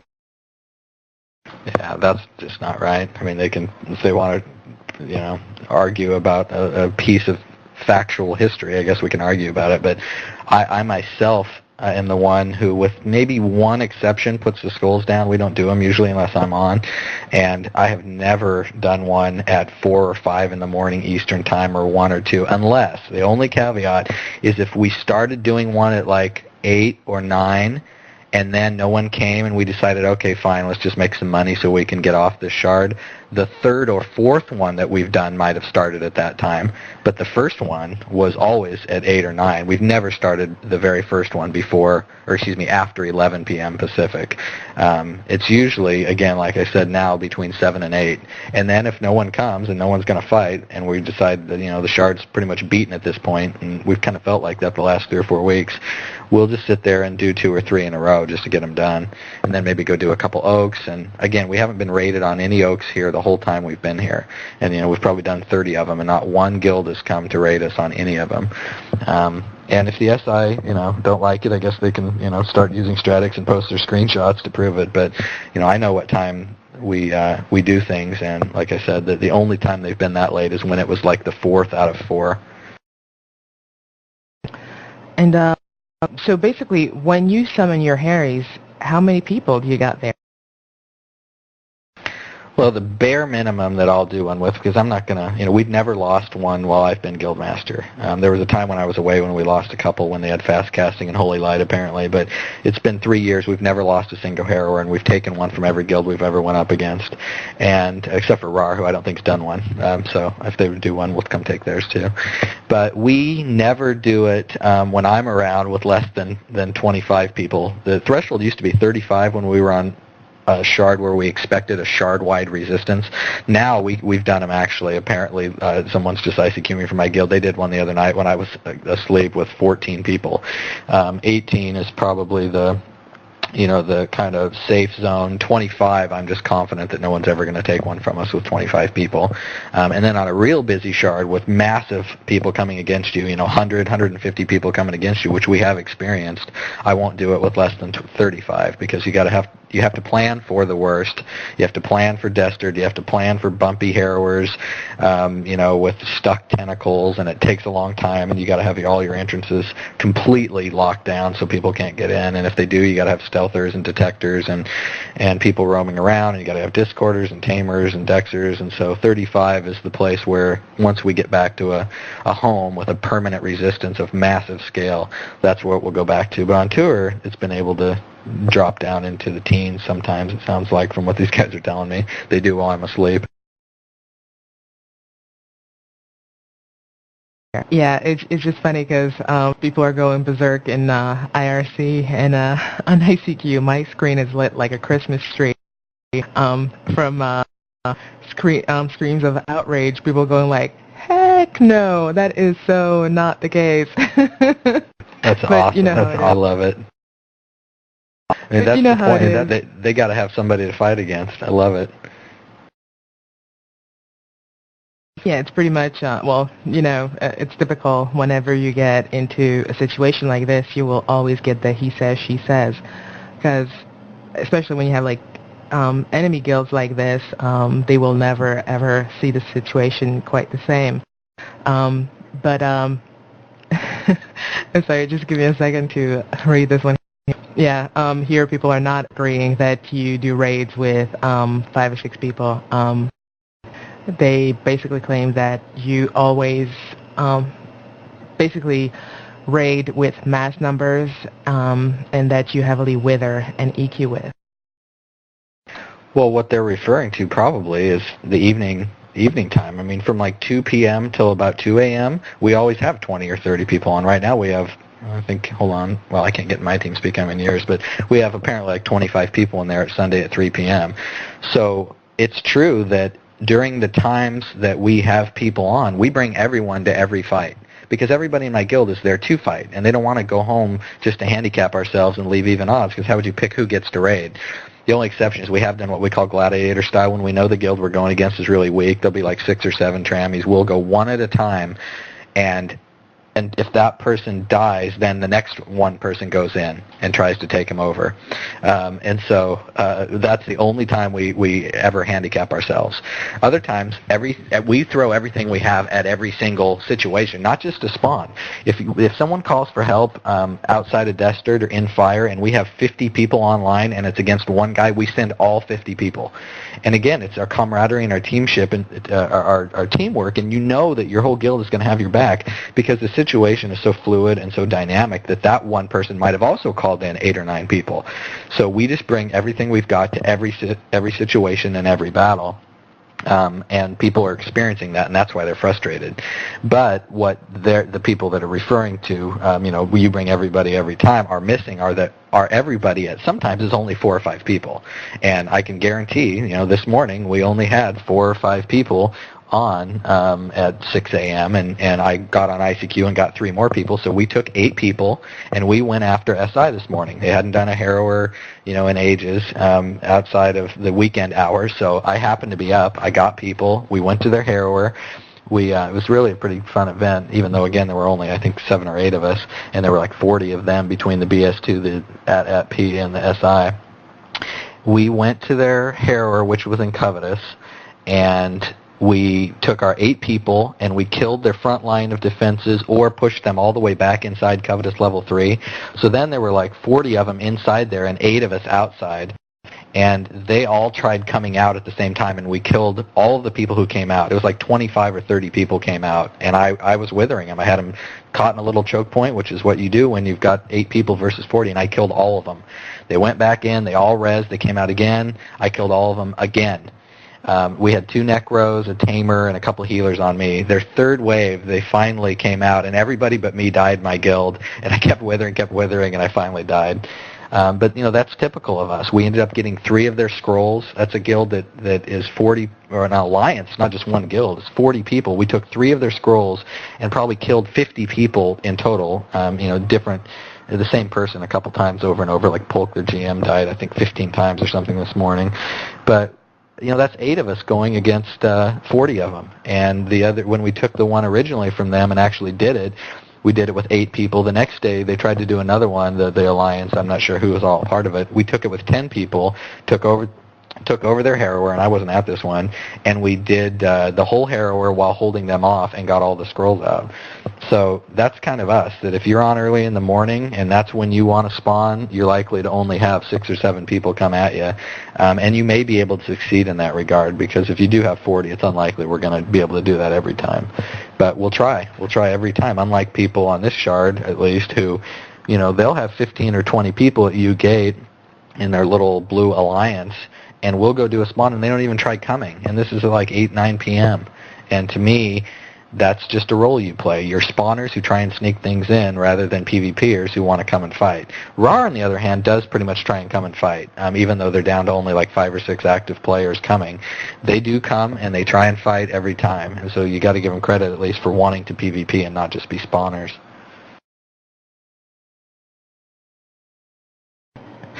Okay. I'm sorry. I'm just cracking up, by more outraged ICQs. So, well, like I said, it's pretty much the he said, she said on this one, and people are still disagreeing on the number of people you had at this morning Harry's. And actually, I have an SI member who took up your challenge and says he will be posting pictures on Stratix regarding the times that you actually do your harrower. So, it'll be interesting to see. But with that said, I'm getting.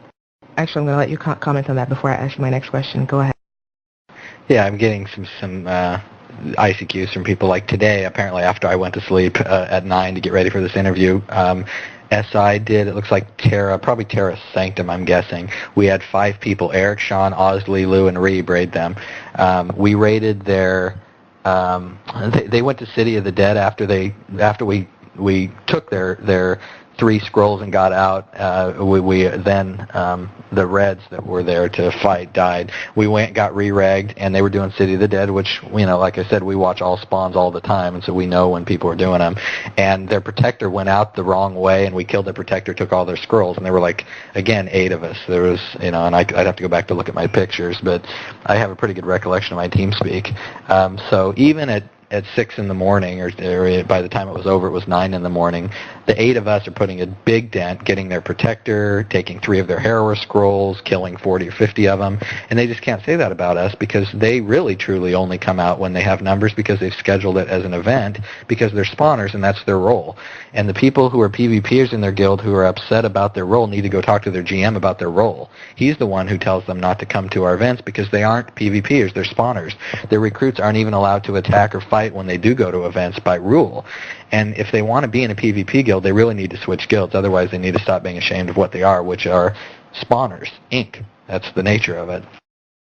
You said something about posting the times, and I think that's great if they want to post the times. The problem, again, is you're gonna have a screenshot that shows that after we did one at 8, one at 9, one at 10, and one at 11, they're now going to say, okay, it's 11, that's 2 a.m. our time, and that was, your first one of the night, and so it'll still be he said, she said.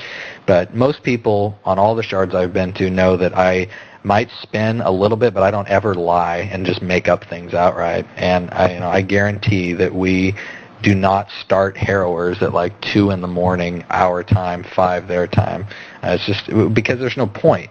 The only reason we would ever start doing that is if for some reason I can't imagine a scenario. I mean, when there's nobody fighting you, like on Lake Austin, and we need to make money to leave, we still do it when we have the bulk of the people alive and awake and on, because that way everybody who wants to earn their way off the shard gets credit for having been at one, and so that's going to be between probably 8 and midnight, or when most of our player base plays.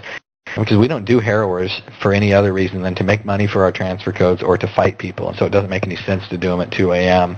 because, one, we won't get fights, and two, we don't have enough people on to do them at that hour. Okay. Actually, I want to kind of go back on what we were discussing earlier. When we're talking about your harrowers. I seem to have noticed that you guys seem to be an all-red guild. When you do harrowers, though, do you actually have blues that fight and get protection, or do you only go ahead with reds and basically lose all the dubs? Yeah, it's a good question. We have some rules that are in play in these situations. If we've initiated a harrower or initiated a spawn, well, let me back up. Harrowers, let me just answer your question. Harrowers, we do use blues. We have usually 4 blues, 5 blues that are in there doing it, and everybody else is red. And it's always a challenge to get the people to play blues, because we are, the people who play in my guild are red PKers. That's why they play the game, period. So to have to go do a harrower and then have to be stuck in there in a blue working PVM while everybody else is fighting is really hard. So I have to kind of rotate and get volunteers and bribe them to do it and that kind of thing. But we want to maximize our scrolls. When we crash spawns, because our incentive is not to PVM, it's to have people want to PvP. So when we crash spawns, we immediately kill the champ with reds, and everybody gets to keep the scroll they get. When we initiate a spawn, when we go out and start a spawn or start a harrower, all the scrolls are rolled for, and so there's no incentive to want to be there on a blue or a red scroll-wise, because everyone's going to roll for it anyway. And so what we have typically done is, if we know there's not going to be any contest, or we've worked a spawn all the way up to the champ and nobody's going to come clearly, then we'll bring in a couple blues to finish it, just so we maximize the scrolls. Because at that point we're only doing spawns probably to buy our way off of a shard. There were times where for months we didn't even do spawns on pack. We just ran around hunting to see if there were any random people trying to put up fishing boats or miners, because we were trying to just control the shard and we were bored and no one needed scrolls. But on tour we have to make 300, 400 million gold per shard to leave. So when we go to do a spawn, we'll use a protector. One of my guys ICQing me. This is a really good example. You should ask the SI people who are there. This last, I think, Wednesday, they had a scheduled harrower at 5:30, and they have people in their guild. One guy that quit last week told us about it in advance, and then he quit on them apparently. So unfortunately, he's out. They had 40 people on. It was 5 or 5:30 p.m. We had one stealther in the star room, and they would not do it. And the guy was in their ICQ or in their IRC or whatever they have, telling us, that he's not going to do it. He said there's one ghost in there, and I could see it on my ghost, because mine was the one ghost he saw. Polk was running around in there with the skulls, and he would not start the thing. They had 40 people in the star room, and they wouldn't start it because they were so afraid. And they didn't know how many people we had on. As far as they know, we had 5, or maybe we had 30, and I'm not going to tell them how many we had. But when we know in advance what they're going to do, and they get skittish with 40 people sitting there camping the star room from one ghost, to me that says you don't have a lot of courage. We would never do that if we had 40, because we know we can hold anything with 40. Well, the question I'm kind of wondering here, since you are basically raiding with all reds, wouldn't it be a way to maximize? I can't believe I'm actually saying this, because I'm basically, my own guild is basically much more like Spawners Inc. We basically like to leave people alone and let them do their own thing and earn our own keep. But my question to you, for you to maximize what the scrolls you're receiving from a raid, since you're all red, wouldn't it make more sense for you to basically have your scouts out there, let them do all the work, let them get all the protection dubs, and then slaughter everyone, and then you get 12 scrolls instead of 6? Well, Yeah, but that's too uncontrolled of an environment. Once the gate's down, you would then have to split, or once the gate's open, you would have to have enough people in Star Room, and then you would have to have enough people pushing from wherever they're at to make sure you kill them all. And I just don't feel comfortable that we would be able to get the Protector often enough if they were doing it.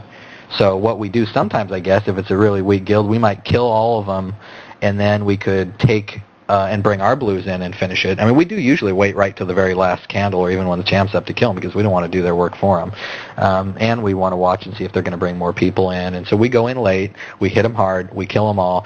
And then in case they call in reinforcements, we want to have the champ dead so then we can turn and fight the reinforcements. We don't want to have to be worrying about fighting and the champ.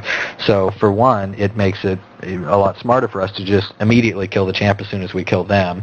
And two, again, I guess I just would worry about the ability to actually make sure with people camping the Star Room, if they jumped right into the gate immediately, and a force trying to hit them from wherever the spawn is at, that we would be able to guarantee we killed their Protector. And I guess the bottom line is we're really not in this for scrolls, so to us it doesn't really matter if we get, scrolls or not, because all of us are all scrolled out anyway.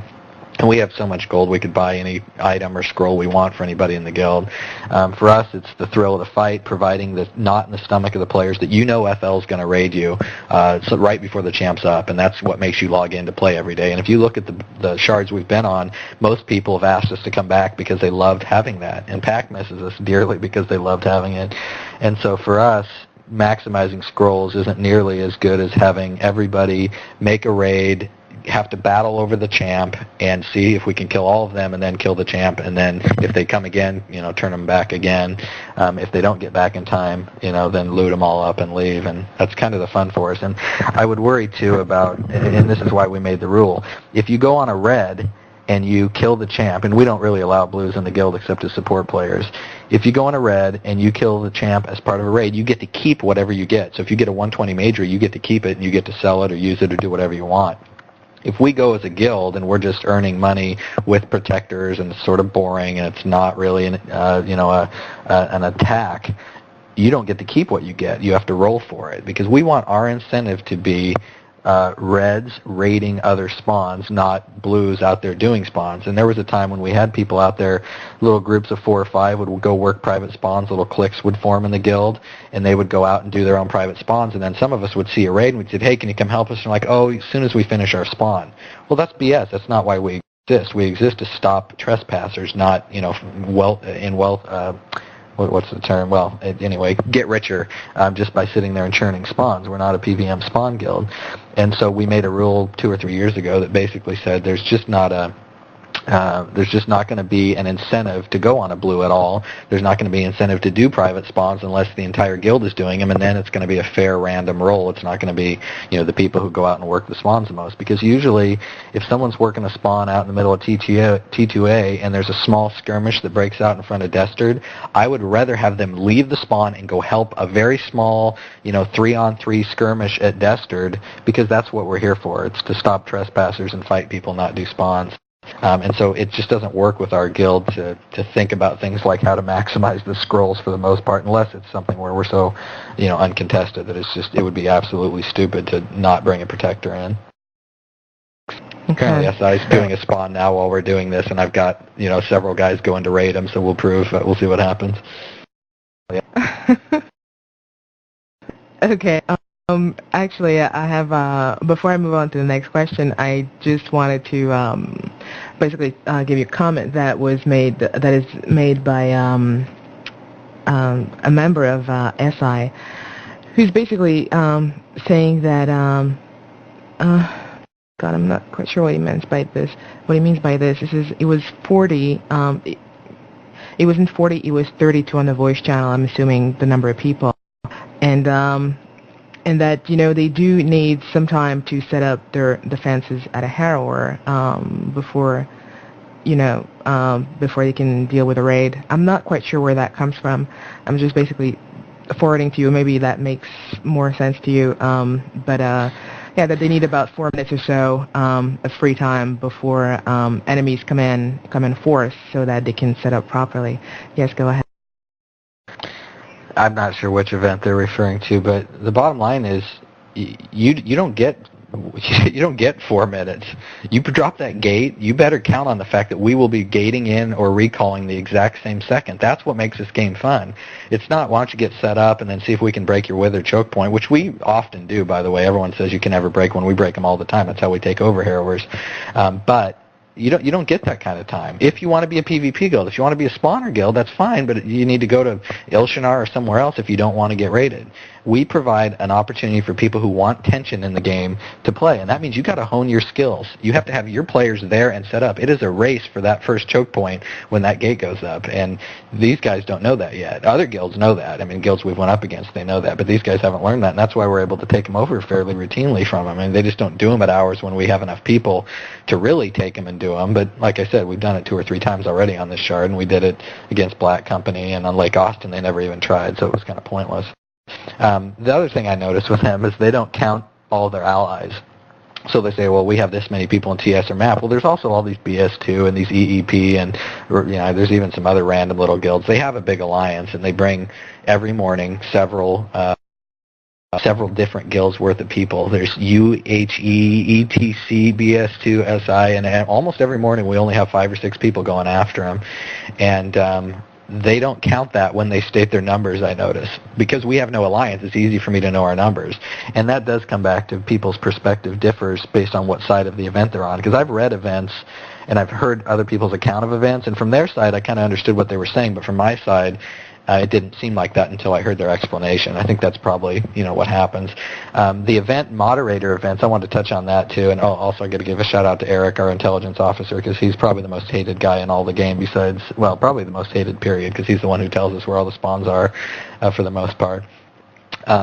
But we had those event moderator events last week, and that would have been a pretty good example where there were, I don't know how many, 80, 90, 100 blues, and we had like between 18 and 22 people, and we went in and killed all of them.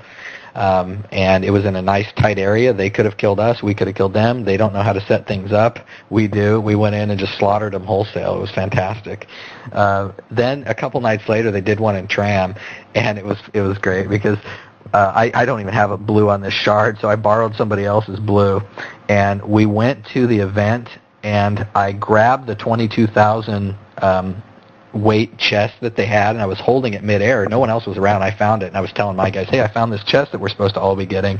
And I grabbed it, and they ported me out because I was on a mount and took us out into the middle of Trammel Forest somewhere with the chest. So the chest everybody was going after was now out in the middle of the countryside with us. So we placed a house and locked it down and stayed there with it for like 20 minutes while everybody was looking around for the chest, trying to figure out how to get the damn thing open. And finally the GMs figured it out, and they took the chest away, and they put like 10 Mephitis spiders all around our little 7x7. So I've got these screenshots of all of us trapped inside of our house with a bunch of trammy blues that none of us don't have any skills, and 8 of us inside with about 10 Mephitis surrounding the house. Wow. Even the EMs are showing you some love. We actually had on PAC, because we were a lot more of the community. I mean, I gave speeches at Britain regularly. We'd hand out power scrolls on the way, and people would come walking in. And we'd have like 300 or 400 people come listen to my speeches, and we had 40 or 50 of my guys in shadow robes with halberds, dark black halberds, standing around me, guarding me. And we really were more role players there. The tour is kind of taking some of that out just to focus on pure fighting. But we had the EMs there actually bring us into their events. So it would be a couple of EMs, and then they wouldn't let us bring our whole army. They'd only let me bring like 10 guys. It'd be a couple of EMs, and then they would give us some special masks or powers so we didn't get attacked by the spawn that the regular player base was. And the EMs plus the 10 Fallen Lord would try and defend something, and the whole shard would come at us. And I remember one time the guy IRC'd me. He's like, don't fight so hard. You're doing too good. Nobody's getting in.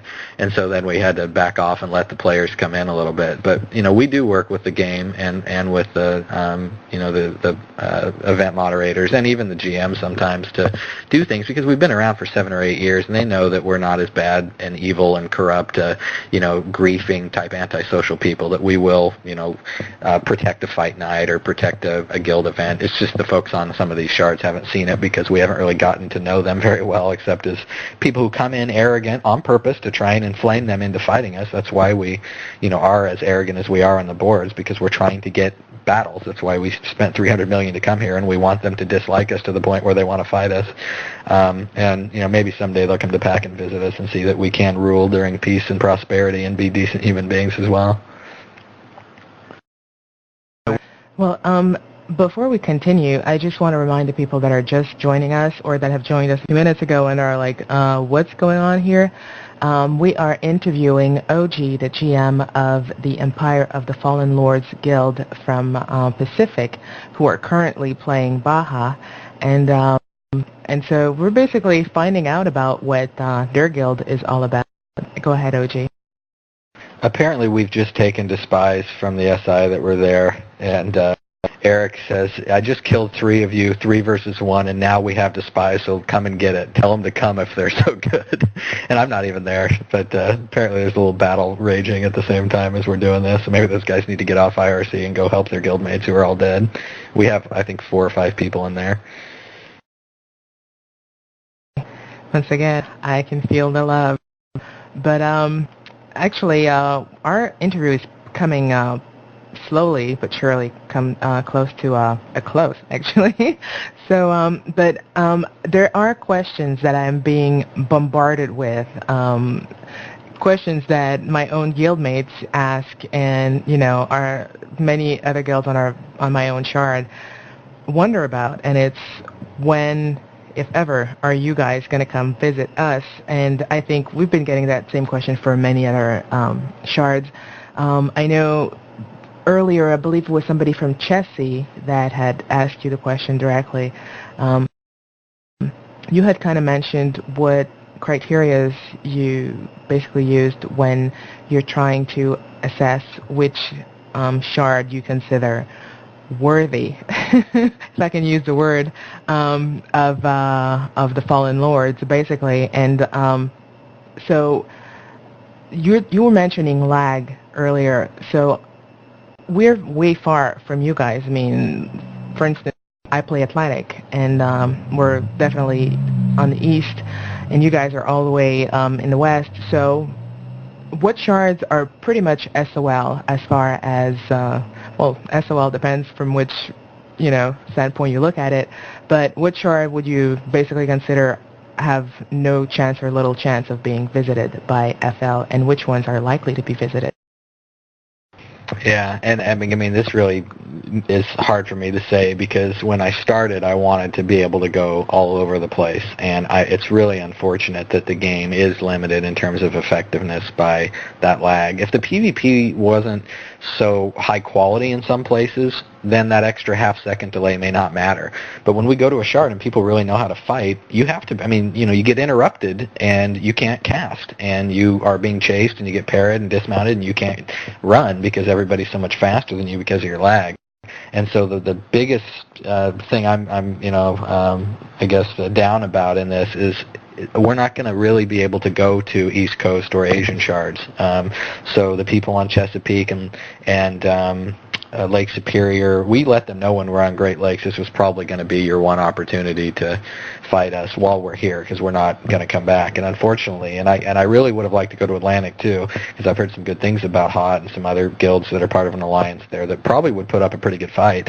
But I just can't get my guys to want to go, and it's not a good use of time and money to go, because it really is not fun. And they'd find out if they tried playing on PAC or Baja what I mean. It's just the game is unfortunately limited to keeping us regionalized in terms of our ability to really enjoy playing. And so we're really now stuck to kind of West Coast, where luckily we went to Great Lakes because that helps make it a U.S. tour, but I guess it's not going to really be a world tour because there's no way I'm going to be able to take 90 or 100 people to Yamato or Ararang, and we may bring 5 or 6 people there just to go fight and say we did the world tour, but in reality it's become just a U.S. tour.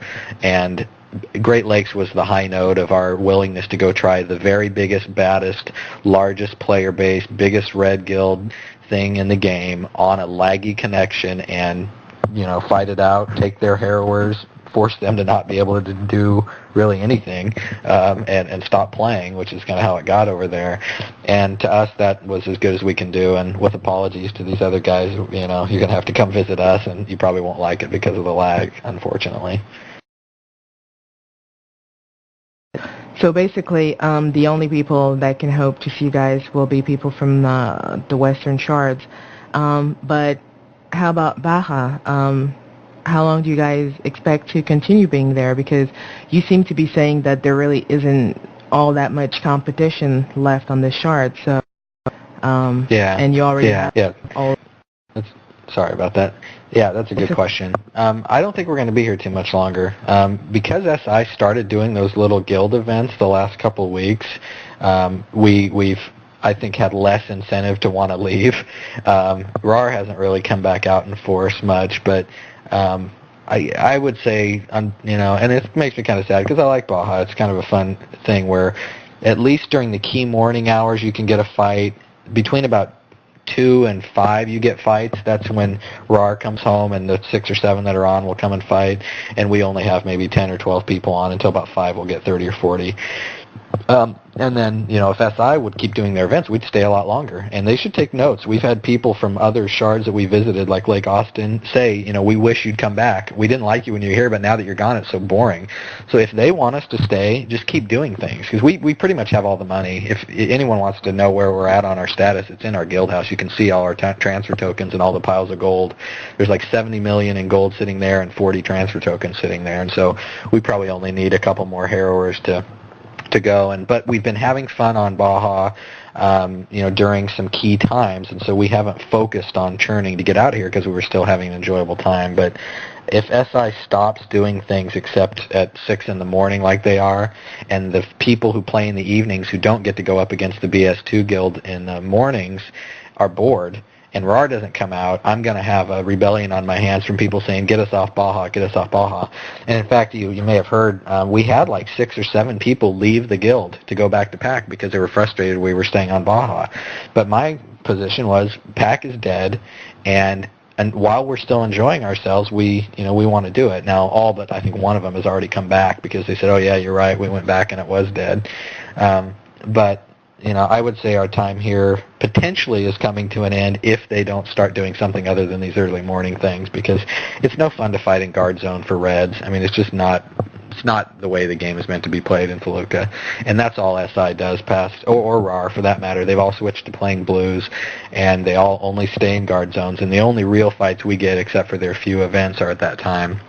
So I've been telling people in my guild, for about the last 3 weeks, we've been scouting our options and preparing to move and just focusing slowly on letting the gold develop off of our vendors that we have on this shard and those kind of things. And we probably only have a couple more weeks here unless they step it up. If they step it up, we'll stay a lot longer. And, we would love it because our goal is to have fun in the game.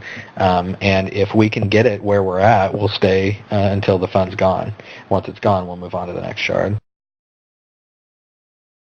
Okay, well, I have one comment from SI, and then I have another one from somebody from PAC, actually. The one comment from SI is regarding that the spies spawn that you were mentioning. They said that they completed it, that they got 8 of the 12 dubs, and that 15 of your people showed up, not 4 or 5, and that they're all dead now. So I guess. I have no idea. It could be. I'm doing a radio interview, so I don't know. The numbers. My guys said they had 14 or 15 in TS, and then they told me on ICQ 4 or 5 went there. So I suspect we probably did take 14 or 15 by the time it was over.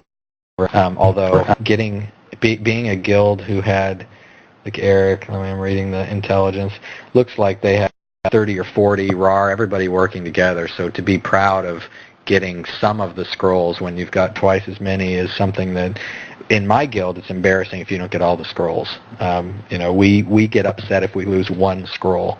If we had lost any at the Harrower, somebody would have been suspended for 3 days for losing a scroll and not handing it in. The fact that we took 3 of their scrolls from a Harrower this morning is, almost a death sentence in FL. But it's about standards, I guess. Well, we have to perform at a high level if we're going to actually try and take on a whole shard. And we've just found that the shards that we go to and our home shard, and I'd like to hear what the person from PAC has to say, they love having the one big evil force to go against. It's the one thing that was missing from this game. And so for us to really be effective at providing that evil force, we have to... Wow, we're breaking up. I hung up on them. Well, I have another comment here. Hold on one second. Sorry. Apparently, right now, I'll get on and go. So we are on the island with Barracoon as we speak. I'll tell you in a second what's really happening. Go ahead. Okay. I wish I had a character over there just so I could see him with my own eyes. I have like another comment regarding, when you were saying if SI does more events that you guys will be sticking around and whatnot. Let me get this. Kara, hold on a second. Sorry to interrupt. I'm standing on the island, and we have Barracoon. They're killing him. Prince Edward, Alexandria, Hellheimer.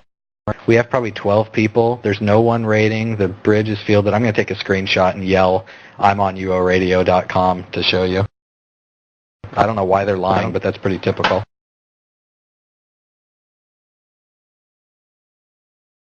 Okay. Well, this will be hard to argue with, then I'll definitely be looking for the picture on Stratic. Yeah, my guy's name is Friendly Watcher, and he just yelled with a typo, I'm on uoradio.com, and they're all dropping Coon as we speak. I don't know what they're talking about, but sorry, go ahead. Yeah, well, they were just saying that they have been doing events every week for the past 2 years, so they're not planning on stopping on that. So I don't know if that's sufficient for you guys to keep you guys around, but that's just what they wanted me to pass along. And there's also Southern Comfort from Pacific, who says that PAC is ready for FL to return. And he mentions that it's mainly TAR who's ready. I'm assuming TAR, T-A-R, is the abbreviation of his or her guild. So I don't really know that guild myself, so I don't know what they're into. Sure. But you could have comment on that. Okay. By the way, we just killed Coon and left out the star room. Southern Comfort is a guy that was in my guild, and he's waiting for us to come back to rejoin if I've got the same guy right. And we love PAC. I mean, PAC are great people, and we are going to go home. So make sure that everybody out there on PAC knows we are coming home. We're not going to never come home. We just want to finish this tour right, and we'll be back to fight. I don't know if he's accurate about TAR because I haven't been there since last November. ESF is a strong guild there with good people, good fighters, good organization. TAR got good. A lot of their guys joined us to come on tour, and their GM even came along on tour with us. So I'm not sure exactly if TAR's going to, what their status is. There's another guild called LOP that wasn't even in existence when I was there last that apparently has gotten pretty large, and then a guild called CAL, and I think they took off. So I don't know exactly, what the status of PAC is, but even if it sucks and it's completely slow, my castle's there, all of our characters are there, we will come home and we'll, reintegrate ourselves in the community. And it's been fun because a lot of our enemies wanted to come on tour, and only a few of them really did, but a couple people did. And so we've gotten to know some of our former adversaries because they came on tour with us for at least one stop. Okay, time's flying so fast. I'm being asked, do you guys will consider joining factions on Baja, or is factions definitely not into your plan? Somebody just brought that up to me last night in our guild. I'm going to take a look at it and see if that's a way to extend our fun level a little bit longer. We might. In the past, we never joined factions because, well, one, they didn't have the... Oh, no, I don't think the alliance thing works with factions. Our problem was factions, the whole premise is that you want to be able to attack and fight your enemy anywhere, anytime, any place. And we're red, so you can already do that to us. And what always happened was we would put a bunch of people in factions, and then our blue characters would get killed at the bank. I mean, like somebody's got a bard, or they're down trying to sell something at the bank, and some factioner runs up and kills them. Well, our PvP guild and then our mules we wanted separate, but we didn't have a way in the past, before the alliance thing, to have characters in multiple guilds. So we would bring like my blue vet into a spawn to resurrect somebody's pet, for example, who died, and our reds would accidentally kill my blue. Well, then we started putting all of our blues and all of our characters in FL. We didn't have multiple guilds. And then we'd turn FL factions, and all of a sudden all of our blues who don't PvP are now vulnerable to being attacked. And so we didn't find it advantageous for us to be in factions, and for people who want to fight us, which is I guess the point behind factions is you want to be able to fight people. We're red. You can fight us anytime, any place, anywhere.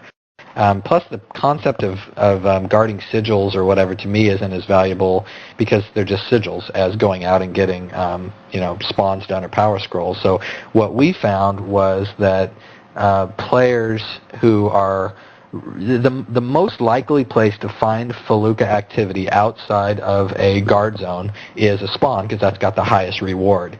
So the highest reward brings the greatest risk, and that's what we wanted to try and create. We apparently do have a Minax faction guild that's got like 8 guys in it. We might consider putting all of FL in it just to see what it's like. Here I'd be a little less worried because almost nobody has blues here, so it wouldn't be a big deal to get our mules killed. It certainly, would be a little unfortunate if when we slaughtered people they didn't come right back or re-res because of stat loss. So I'd be a little bit worried about that the fights would last a lot less longer because we would kill them and then they would just not come back. Whereas now they'll go up, they'll go find a res point, they'll come right back in, and our fights might last 30 or 40 minutes with all the ability to get right back in the fight. So, that would be another concern, I guess. Another question. I'm getting so many questions. I'm trying to just go through the ones that I believe are more pertinent since we're running out of time. There was one question that actually has been around for quite some time, which was, rather than paying 3, 4, 5 mil for X-Shark codes for all your members all over the place, why not just buy for the same price or maybe even cheaper an advanced character token and just get permanent characters on each of those shards?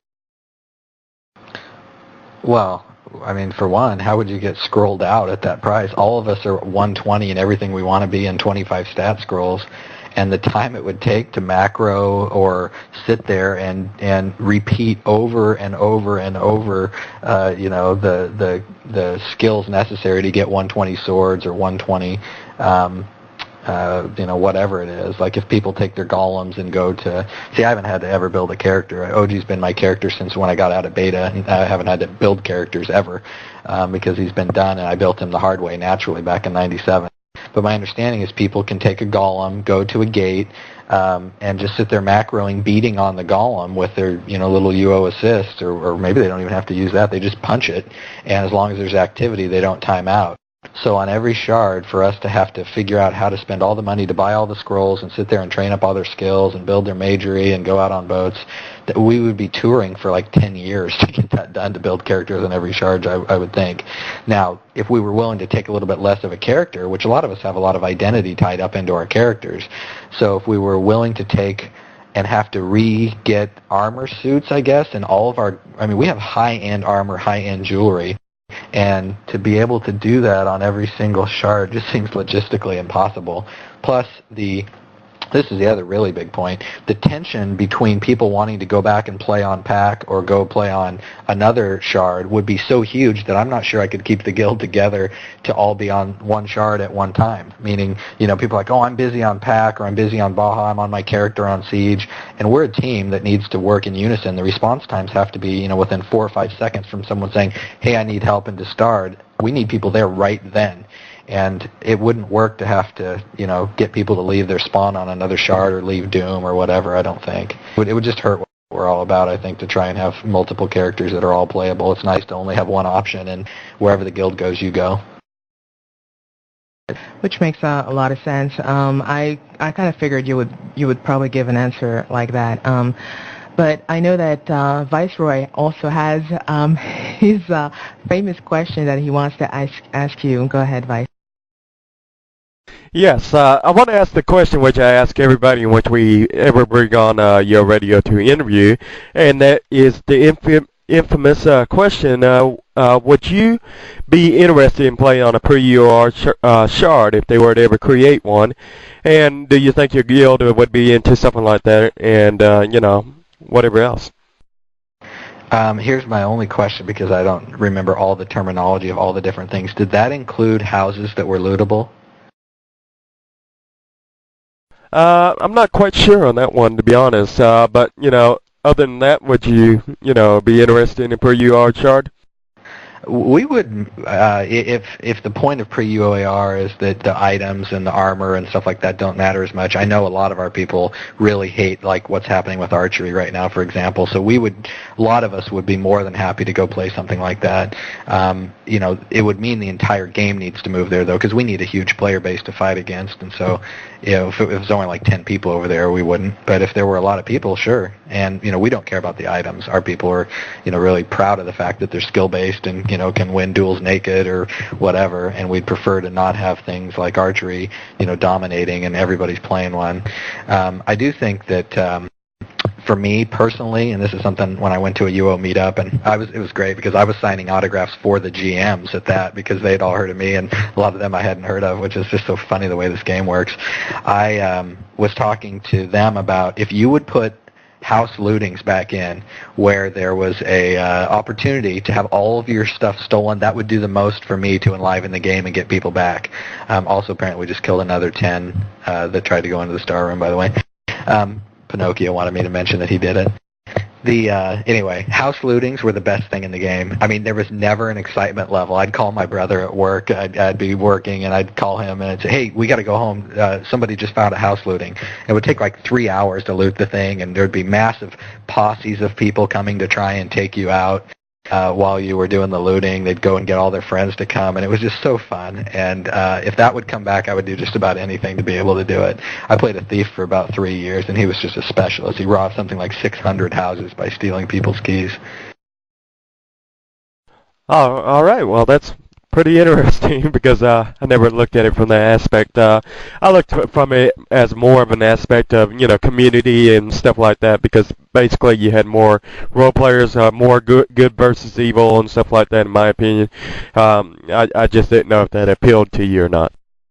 The roleplay aspect certainly does. I mean, I think I've explained kind of the whole concept of our guild. I mean, I don't like being disliked by people, but I am until they really get to know me because we have chosen to be the bad guys in this game. There has to be bad guys if there's going to be a fun contest, and that's us. And first it was on PAC, and people heard about us on PAC, and wow, there's this, big guild of PAC and FL that controls everything. And finally, and I don't know anybody else has done this, we decided we're willing to invest, over $1 billion gold, or it's about $5,000 now, in taking our little gameplay on the road and setting up an opportunity for shards to rally to fight us. What's been interesting is to see how many shards won't ally with each other to fight us. They'll, like on Baja, RAR, although they sometimes team up with SI in the blue guard zones, or IA, or BS2, or on Great Lakes, it was DAE and BC, they won't ally and have a better chance at killing us, and instead they just don't come at all. They just don't raid, they don't try and come to our harrowers, they don't try and raid our spawns, and I would have thought they would have wanted to defend their shard as a whole and put aside their differences for a while.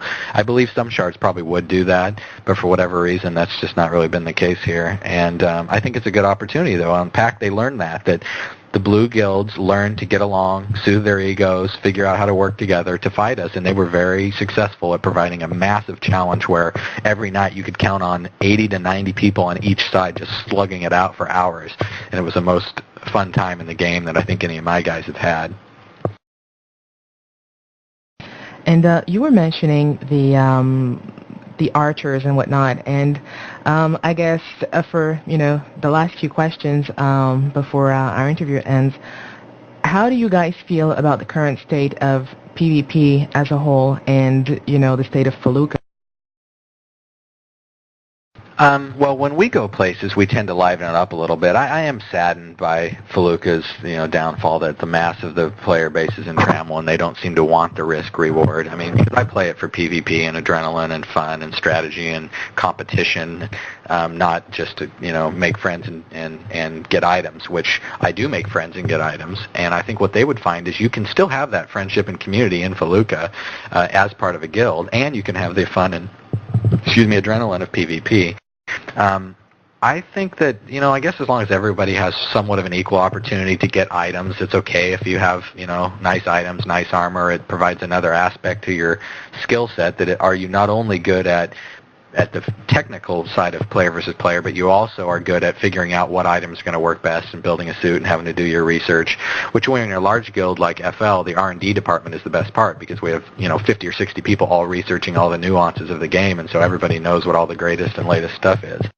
What I don't like is seeing something like archery, where now all of a sudden 90% of the players are playing archers because it is clearly so overpowered. Now, when I was an archer back when PvP thief archers were just dominant, and you could kill 12, 15, 20 people at once because you could steal, drink potions, shoot. They could never touch you. Of course, I didn't mind, and I never bothered to not play it. But since I'm not an archer, and I don't join bandwagons, I've been a necro, protection, swords, mage, paladin since right when AOS came out because I wanted to try it. I didn't make a thief or a ninja. I didn't make a death striker. I'm not going to make an archer, and I just believe in playing the character, and as long as he's still at least somewhat useful and not jumping with the latest fad. And I hope that EA fixes the archery thing pretty quickly here, but it doesn't look like they're going to. They're going to enhance it sounds like, in the beta. Well, yeah, that's actually what I was going to ask you, and like Vice has his one question he asks everyone, which is like, would you want a pre-or shard? My question I ask pretty much every guild is more, how do you foresee UOML affecting your guild as a whole and the game as a whole, with all the change that they're introducing? And you're talking about archery. I have my own beef with archery because I think it's ridiculously overpowered right now. The stealth archers are just like out of this world. And now with them having the ability to poison their arrows and the runic, oh my God, the fletching, runic fletching. Yeah, that's right. Thank you. And also the new spell weaving skill. And that's the example I give all the time. How much do you think the summoning, among other things, will be overpowering when you get a bunch of spell weavers walking with an army of pixies? Do you foresee this being a problem, or just something that will be balanced fairly quickly? I don't know. I got into the beta, and I haven't really done it because the tour keeps me awfully busy. Obviously, and I run a business and have a family and that kind of stuff, so I'm pretty focused on the limited time I have, making sure I'm doing stuff with my guild, not running around by myself. But we do have people in there so we can know what's coming, and I haven't gotten full reports back yet from our intel people on what exactly is coming from the changes. But those are things I heard you talk about in your other interview. I guess my point is, we have such a good team, such a good family environment. People have been playing together for years that will innovate and figure out what to do. We may not capitulate. We may not, some of us made Death Strikers, some of us made Archers, but a lot of us just kind of on a principle won't do that. So we may not take advantage of all the aspects of this new thing, but we will do what we have to try and continue to play the role that we play. I guess I do feel like I was concerned about it, so I went to a meetup in Portland, Oregon, which I'm from Oregon, and I asked the question of them. I said, I've heard you now say in all your propaganda here at the beginning of the meeting that it was going to bring a lot of people back to Fel, but the only things I've heard you talk about that were going to be in Fel were also in Tram, and that there were going to be instance-based dungeons where people could go and fight champs without even having to deal with us raiding them. And to me, it sounds like you're even going to make it worse for Fel, not better, even though they said it was going to bring all these people to Fel. If you're a PK, you're going to be happy with this. I really don't think it's going to. I think that most people will stay in Tram still. I think that will have more to do. I don't think the new dungeons in Fell are going to bring more people there.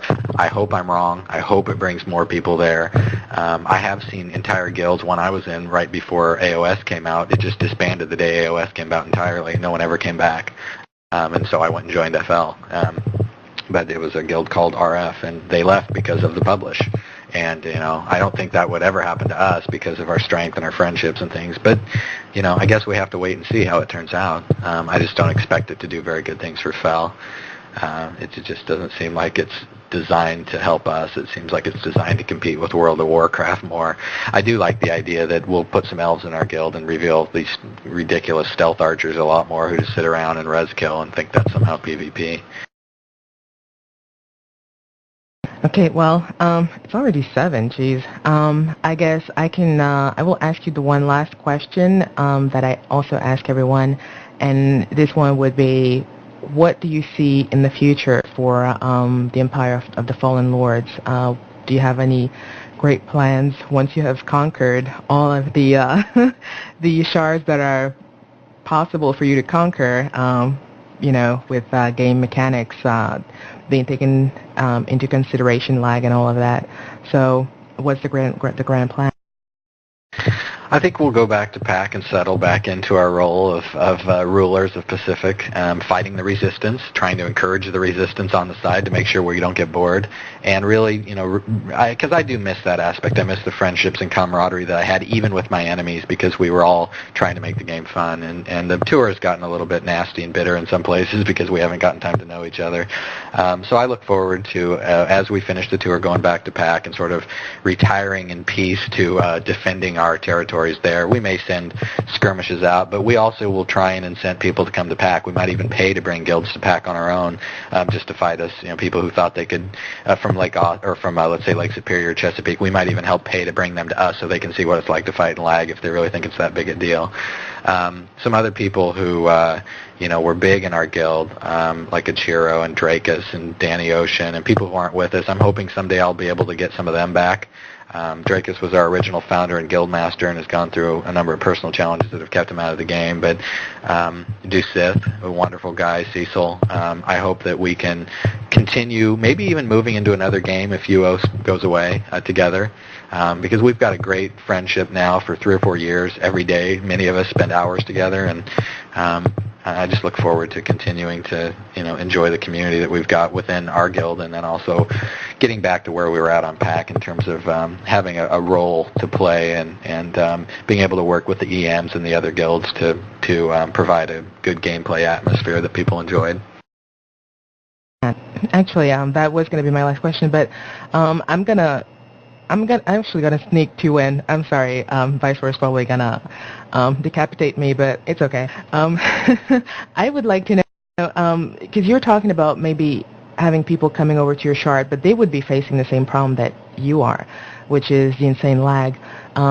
There is right now a somebody, I believe his name is Goose, and he's been going around on most PvP forums and large guild forums, posting about an event that he wants to be holding very soon on Catskills, if I'm not mistaken, and it's like this huge best of the best PvP tournament, and basically everyone has a fairly high price to pay, which is the X-Shard code and the entrance fee, which is about 2 mil.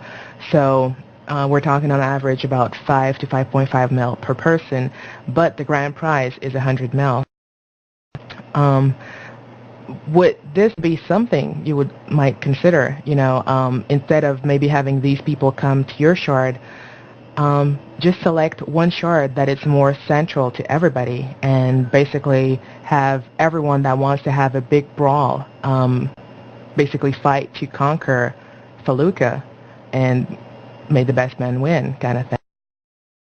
Well, the problem, it seems like, is they've taken away the central shards. I'm looking at the list right now. Catskills is the same as Great Lakes, so we'd have the same exact issue. All the East Coast people would have great lag, we would have terrible lag. And I do see it as a problem. If we offered to pay them just to show them how bad it is, they would come over, they would say, oh, you're right, the lag sucks, and then they'd go home.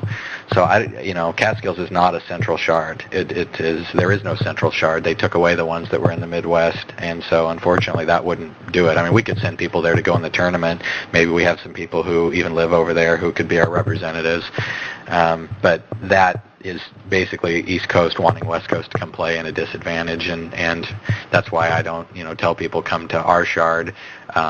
If you think you're good, unless they've been talking smack about how lag was just an excuse, then I'll say, well, come and see what lag is like. But I understand the game limitation. Hack is a guy who I think is somewhere central, or we've got some people who might be able to go compete who are really good, who live somewhere central. Pinocchio wants me to mention that he just came back last week after a year hiatus, and he was sad I didn't mention him. The other thing, to us, 100 million, that's like 3 or 4 nights' work. We can make that so easily with the kind of resources we have. A few harrowers, you get 10, 25, sell them at $3 million a pop, and we could do that in a couple nights. So there is no financial incentive that's going to motivate us. It's going to be player versus player activity. Okay, and my real last question, and it's something you had mentioned. Yeah, I'm sorry, because we're already over. But it's something you had mentioned, and because you are not only a PK guild, but also an RP guild, you bring in something that I think is really interesting, which was how, in the old days, there was this complicity with the EMs, or seers or whatever GMs to organize things for the shard, which I think is really awesome. And you're mentioning how this is something you would want to do again. I don't quite know how things work on Pacific, but I'm assuming it's pretty much the same as every other production shard, where EMs are not really allowed to get involved into any type of player-ran event, because personally I've organized a large number of events, and even though our EM would have been more than delighted to help, he basically couldn't, because he would get probably fired if he did, because they're always afraid of that favoritism and stuff like that. So I guess the question is, you were around at in the time of the Seers, and is this something you would like to see back, when you had the Seers that could get involved and that could help us have a real, more of a lively community and have more unique events on our shards? I certainly would like it, and we'd participate, and we'd honor whatever restrictions were needed. I mean, it was very clear. I was contacted by an EM on PAC. This was probably a year and a half ago, and he said, here's the deal. This is a big risk. We usually don't work with guilds, but you guys are so famous and so good, and it would really add a lot. But what I need to ask you to do is only bring, I think it was 8 people or something, or 5 people. I can't remember, but some small number. He goes, that's it. You cannot bring your whole army. It's not going to work. And we honored it. And I think he knew that we had been part of the community long enough and had played the role. And we're honorable, had the FLC, didn't break our word. One time we did a free spawn day where on Christmas Eve, I think it was, or New Year's Eve, we actually protected people. And there were, literally thousands of people in Felucca doing spawns for 24 hours straight. And we sang Christmas carols to them as they came through the Star Room. And anytime they got in trouble at a spawn, we'd go and help them. So after all that stuff, we basically had built a good reputation, and we honored their request to only bring 5 people. They gave us some special masks so we didn't get attacked by spawn, and we played our role, and no one on PAC complained about why FL got favoritism. So maybe we could get back to that. I would really like it. I think it would be great. But if not, you can count on us to be providing our own sort of entertainment for you. We will continue to create storyline, try and make it interesting when the game and the company who's made the game can no longer do it. That's why we play the bad guys, is to try and make it fun for everybody and to give them something to fight against. And hopefully they don't take it too personally and just get back up off the mat and come fight. And maybe they'll get to bowl and kill OG and go right to all their friends how they did it. I kind of wish they had Dreadlord heads still so they could take my head and brag about it. Anytime someone gets one of my items, they seem to be awfully happy with themselves, and it's posted for weeks. So it's fun for me to be able to play that role, and it's something that we'll continue to do, EM or no EM. But we would participate in anything that they came up with whatever restrictions they wanted to make sure it wasn't being abused. Well, I want to thank you for for this interview, for taking the time to come and meet us. I know there's a number of guilds that are a little, embarrassed and shy, and they're like, well, I'd like to do it, but so thanks a lot for spending those past 2 hours with us, and for your candid answers. And it was great having you with us. We certainly learned quite a bit about you guys, and I think, I don't personally agree with the philosophy, but I also think it's great. Because I'm more the goody two-shoes type of guildmaster, where I want everybody to love everyone and everyone to get along and this and that. But you're right, there needs to be an evil side so that we can have balance. Because when everyone is just like happy, happy, happy, joy, joy, it gets boring. So it's nice to have you bring that challenge to many shards. And I know a lot of people here on my own shard were looking forward to having you guys, even though it's quite apparent that you probably won't be visiting us. But I think it's great what you're doing, and more power to you, and carry on, and good luck in future endeavors. And if you want to say the goodbyes to everybody, go ahead. Great. First let me thank all the people we've met along the tour, all the guilds we fought, whether you hate us or love us. It's been fun. That's why we went out to do it. I think that what we try and do is, if somebody clearly has just gotten killed and they've lost something important and they're a new player, we try and res them, give it back, teach them some things. I met someone at the meetup who, she was on a newbie, stumbled into the Brit Gate area, and we didn't kill her. Dusith and I befriended her at like 2 in the morning. She still remembered it 3 years later. Some of the people we've met that eventually joined our guild were people who were total newbies who got into it. So we understand that we need to, with great, as one of the guild masters over on PAC used to quote from the Spider-Man thing, you guys have great power. You need to also take responsibility and do some good things. And I think people have come over there at least to understand our philosophy of being good people, fighting hard. On the field and on the screen, we're going to attack you, but on ICQ or in a guard zone or when you're a ghost, we're going to have a nice conversation and be friendly. Those are the kind of things that we want to be known for, and if we've let that slip somewhat on the tour, that's my fault for not keeping better order.